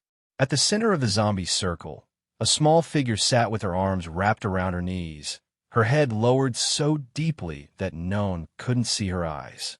However, he could tell she was a girl, likely around 18 to 20 years old, wearing a tattered blue dress stained with blood. The dress was torn so that large parts of her body were exposed. Of course, Noan wasn't perverted enough to be interested in a zombie's body. But what caught his attention was the strange golden glow emanating from the areas of her decayed flesh, where the rotting tissue had peeled away to reveal bone. It was like a flame was burning inside the zombie girl's body. Noan frowned, rummaging through his memories in search of information about such a zombie, but it was futile. This was the first time he had encountered a zombie whose body emitted light from within. Suddenly, a long-forgotten legend that had circulated among lords on the internet resurfaced in his mind. The legend of the angel zombie. He had once heard of a peculiar type of zombie known as the angel zombie. Taking the form of a young girl, it was not overwhelmingly powerful, yet it was incredibly difficult to defeat. The moment someone approached, the angel zombie would unleash a sonic attack, one that could even induce hallucinations, making it a nightmare for lords to deal with. However, this was merely a legend he had come across back at the academy.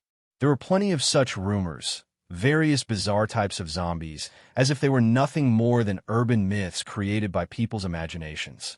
But now, Noan felt as if he had truly encountered an angel zombie. He asked VYLSS in a low voice, "Is the opponent strong?" VYLSS shook her head. "No, but the energy inside that thing is strange. It fluctuates wildly as if it could explode at any moment." Hearing this, Noan found it odd. Zombies shouldn't have much energy within their bodies. Or rather, to be precise, they should have none at all. Yet now, VYLSS told him that the zombie sitting there had energy. That was both confusing and concerning.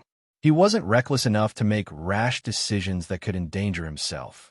Noan turned to Erlgug and said quietly, "Erlgug, it's time for you to put on a show." At that moment, a zombie with a humanoid form, but an outer layer resembling hardened metal slowly advanced toward the kneeling zombie. Yes, it was the zombie tanker. Suddenly, the kneeling zombies all turned their heads toward it, their mouths stretching open as they let out eerie sounds, garbled and guttural from their decayed throats. Zombie tanker abruptly accelerated. Bam! The already deteriorated road cracked under its sheer weight with a single step. Then, with explosive force, zombie tanker charged forward, throwing a devastating punch that instantly obliterated a zombie's head. Grayo! Grayo! Grayo! The remaining zombies shrieked and lunged at zombie tanker. However, its outer shell was as tough as metal. They couldn't harm it no matter how ferociously the surrounding zombies attacked. And besides, tanker was a zombie. Even if it got bitten, it wouldn't make a difference. Bam! Bam! A continuous series of explosions echoed through the air, the sound of tanker's fists colliding with the skulls of the surrounding zombies. Zombie tanker was like a wolf let loose in a chicken coop. The zombies around it were nothing more than helpless prey. These were ordinary zombies. None of them evolved, except for the one sitting motionless in the center. Because of that, nothing could stop Tanker's rampage. What was strange, however, was that even after Tanker had wiped out nearly half of the zombies, the girl sitting on the ground still didn't move. She remained completely still, as if she were already dead. If not for the faint golden glow flickering through the decayed gaps in her flesh, Noan might have truly believed that she was just another lifeless corpse. A short while later, Tanker had completely annihilated over 100 zombies. The sheer number of corpses made the stench of blood even stronger. The foul odor of rotting flesh mixed with fresh blood, and in this eerie, dim atmosphere, the zombie girl appeared even more mysterious and terrifying. Tanker stepped over the lifeless bodies of the zombies it had slain, approaching the girl.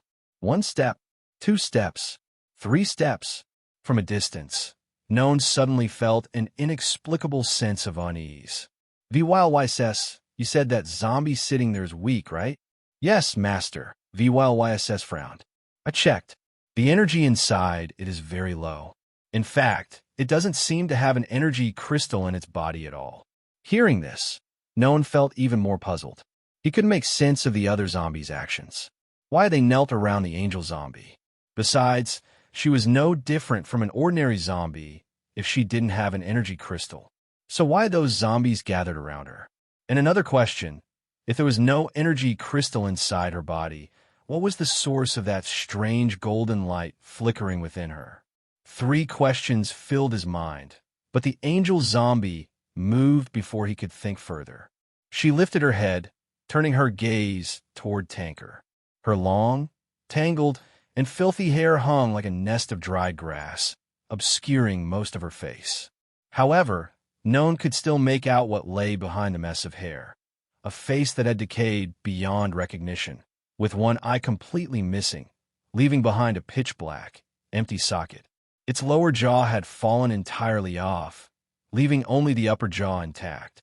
Even from a distance, Noan could see everything inside its exposed throat. The angel zombie slowly stood up. The flickering light within its body suddenly ceased. Then, the next instant, it burst into an intense, blinding glow, as if some kind of internal combustion chamber had been ignited. And then, crit! A piercing sound erupted, so unbearably sharp that even Noan, standing far away, had to clutch his ears in pain. Like a raging whirlwind, a sonic wave blasted forth from its throat, a relentless, unending tide that tore into the zombie Tanker. In mere seconds, countless cracks appeared all over Tanker's body. Strangely, it could not move at all. It could only stand there, motionless, as the sonic waves shredded it apart. Moments later, its entire body shattered into countless fragments, crumbling to the ground. At the same time, the angel zombie's sound abruptly ceased. Then, as if nothing had happened, it sat back down, curling its legs up to its chest and wrapping its arms around them. From a distance, Noan watched the scene unfold, his expression turning grim. He frowned and asked, Earlgug, why didn't you make Tanker attack just now? Earlgug's face was twisted in frustration, as if he had just swallowed a sour lemon. He replied, Master, I tried, but it was as if my connection with him was severed so. Even without Earlgug finishing his sentence, Noan already understood. It seems there's something truly mysterious about the angel zombie. Noan furrowed his brows, contemplating his next move. He wasn't terrified, but he was weighing his options. Should he try to capture the angel zombie, or eliminated. In the end, Noan let out a deep sigh and made his decision. VYLYSS. Yes, my master. Even before Noan could finish his sentence, VYLYSS already knew what he wanted. In the next instant, she extended her hand forward, then clenched her fist tightly. Clang! Clang! Countless chains tore through the very fabric of space, shooting straight toward the angel zombie. It raised its head, but before it could release another sound, the chains had already wrapped tightly around its body, binding it completely. And then, crack! Crack! The chains pulled violently, tearing apart the already heavily decayed body of the angel zombie in an instant. Its limbs and head were ripped away while its torso collapsed onto the ground. The angel zombie was dead, just like that. After all, VYLYSS was a mutated succubus, and at rank D peak, exterminating a zombie was a trivial task. In a world of zombies, the power of a fantasy world being was still vastly superior. Noan didn't rush toward the angel zombie's corpse. Instead, he crouched down, watching it for a long while. VYLYSS also used her magic to sense any hidden dangers. Noan patiently waited over 30 minutes before finally allowing Erlgan to approach and inspect the remains. After confirming there was no further threat, Noan and the others moved in. He walked around, checking the severed limbs and head, but found nothing unusual. Then, he turned his attention to the torso. VYLYSS summoned her chains once more, tearing the torso apart, revealing something that Noan never imagined he would find in this world. A machine. No, more precisely, it was an energy combustion chamber. A glass tube filled with a strange, unknown liquid was at its center. Inside that liquid floated a peculiar, green glowing stone. This is... Noan frowned, turning to look at Erlgug. Erlgug, sensing his gaze, merely shrugged, indicating that he had no idea either. Noan lowered his head, staring intently at the machine nestled within the angel zombie's chest, his expression filled with an unsettling mix of confusion and unease. Could it be that the zombies in this world were created by humans? Noan had countless questions swirling in his mind, but he had no idea what the answers were, nor did he know where to find them. With a sigh, he instructed Erlgan to bring the mysterious machine back to the territory for further study later. He didn't stop there. Instead, he continued to venture farther. However, contrary to his expectations, he only encountered a few zombies along the way. Night fell quickly. Noan had no intention of returning to his territory and decided to stay outside. As the night deepened, the temperature plummeted to an unbelievable degree. Worse still, there was no moon tonight. Darkness stretched endlessly like a black veil, consuming every trace of light. Noan shivered slightly. He hadn't expected such an extreme temperature difference between day and night. During the day, the temperature was likely around 30 degrees Celsius, but by nightfall, it had dropped drastically, perhaps below 10 degrees Celsius. The biting wind made the cold even more unbearable. Even his breath turned into visible wisps of white smoke. Seated beside the campfire, Noan tried to warm himself. Though his body had been enhanced by the almighty fusion talent, even that wasn't enough to completely resist this bone-chilling cold. Whoosh! Suddenly, VYLYSS sat beside him, spreading her wings and wrapping them around him like a protective barrier against the wind. She smiled softly, resting her head on his shoulder. Her arms wrapped around his, pulling it into the warmth between her soft, ample curves. A wave of warmth spread through Noan's body as if he were being shielded from all the harshness of the outside world by VYLYSS's embrace. Do you feel warmer now, Master? Noan nodded. MHM, if you spoil me like this, I'll become useless. Really? VYLSS chuckled, her laughter like a dark rose swaying in the wind. Then I'll have to become stronger to protect you. Master, no matter how useless you become, I will always be able to protect you. As she spoke, her delicate fingers traced lazy circles on his thigh. Noan said nothing more. He simply pulled her into his arms.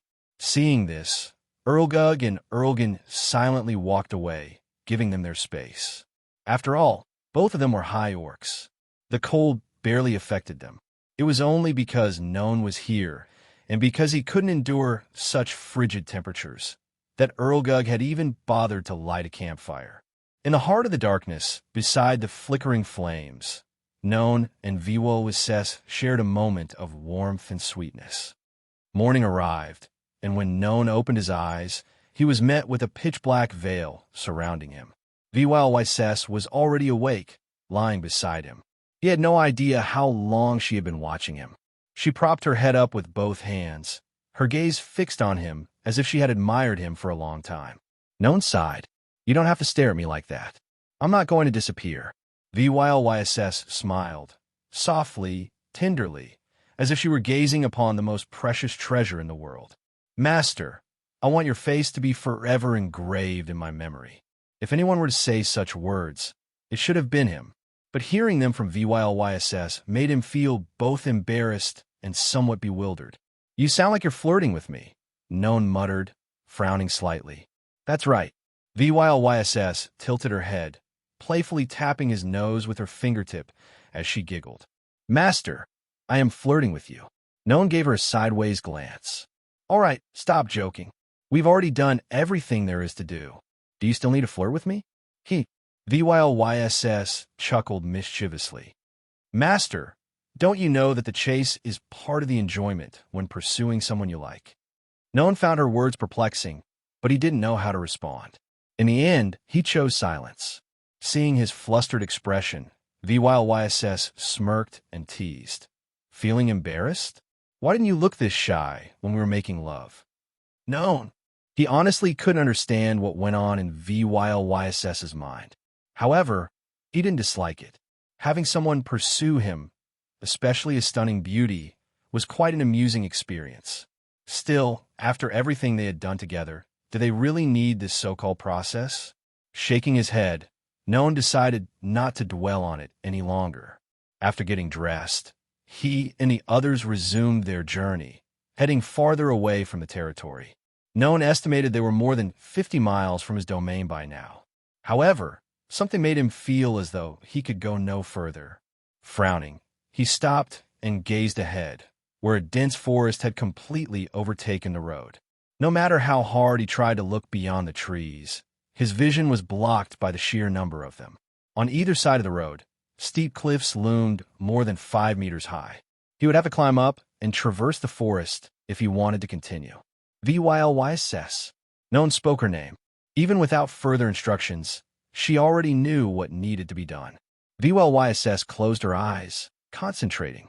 3 seconds later, she opened them again, a slight frown appearing on her face, her expression carrying a hint of confusion. Noticing her reaction, Noan immediately asked, "Is something wrong?" SSS shook her head slightly and replied, "Master, there's something strange about this place.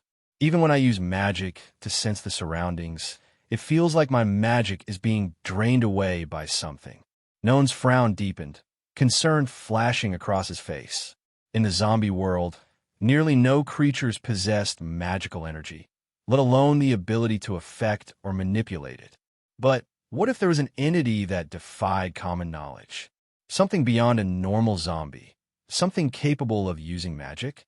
Just the thought made Noan abandon any lingering curiosity about exploring further. However, he made sure to remember this place. One day, when he had grown strong enough, he would return. But for now, he was still too weak, too vulnerable. He wasn't willing to take such a risk. "All right, let's head back," Noan said decisively, and the others followed his lead without hesitation. After all, both SSS and Erlgug shared Noan's thoughts. If something truly terrifying lurked in this place, staying longer would only put them in unnecessary danger. Returning was the wisest choice. Leading the way, Noan retraced his path back toward his territory. And of course, throughout the entire journey, Erlgug continued carrying the angel zombie's mechanical core on his back. At the teleportation hall, the place resembled an airport, only far larger and far more advanced. Lilia walked through the vast hall, her eyes scanning the surroundings as if searching for something. "Strange," she muttered to herself. "Where exactly is Noan?" She had already checked all the places he used to stay, yet she still couldn't find him. Today was the day everyone would be transported to the new area. There was no way he wouldn't show up. Taking out her phone, she checked her messages. All the ones she had sent to Noan still hadn't gone through. She sighed, frustration creeping into her heart. Noan, where on earth are you? I sacrificed my second chance to become a lord for you, yet you haven't even thanked me. Lilia pouted, her face filled with irritation. Lilia, a voice suddenly called out. Lilia turned her head excitedly, only for her expression to immediately sour. Her face darkened in an instant, her mood shifting 180 degrees. Yankos, seeing Lilia's initial smile when she turned around, felt even more confident. See? She must like me. Otherwise, why would she look so happy when she heard me call her name? TSK. How quickly she changed her expression. Women truly are complicated creatures. She's probably just being shy. He walked up to her, grinning. You were waiting for me, weren't you? Come on, let's head to the new area together. Don't worry, I'll protect you. Lilia frowned, her voice carrying unmistakable annoyance. Yankos, do you understand what I've been telling you? I don't like you. I will never like you. Please, stop following me. You're seriously getting on my nerves. With that, she didn't wait for his response and turned to leave. Yankos didn't get angry. Instead, he licked his lips, his face filled with twisted amusement. Lilia, you're getting more and more interesting. I will definitely make you mine.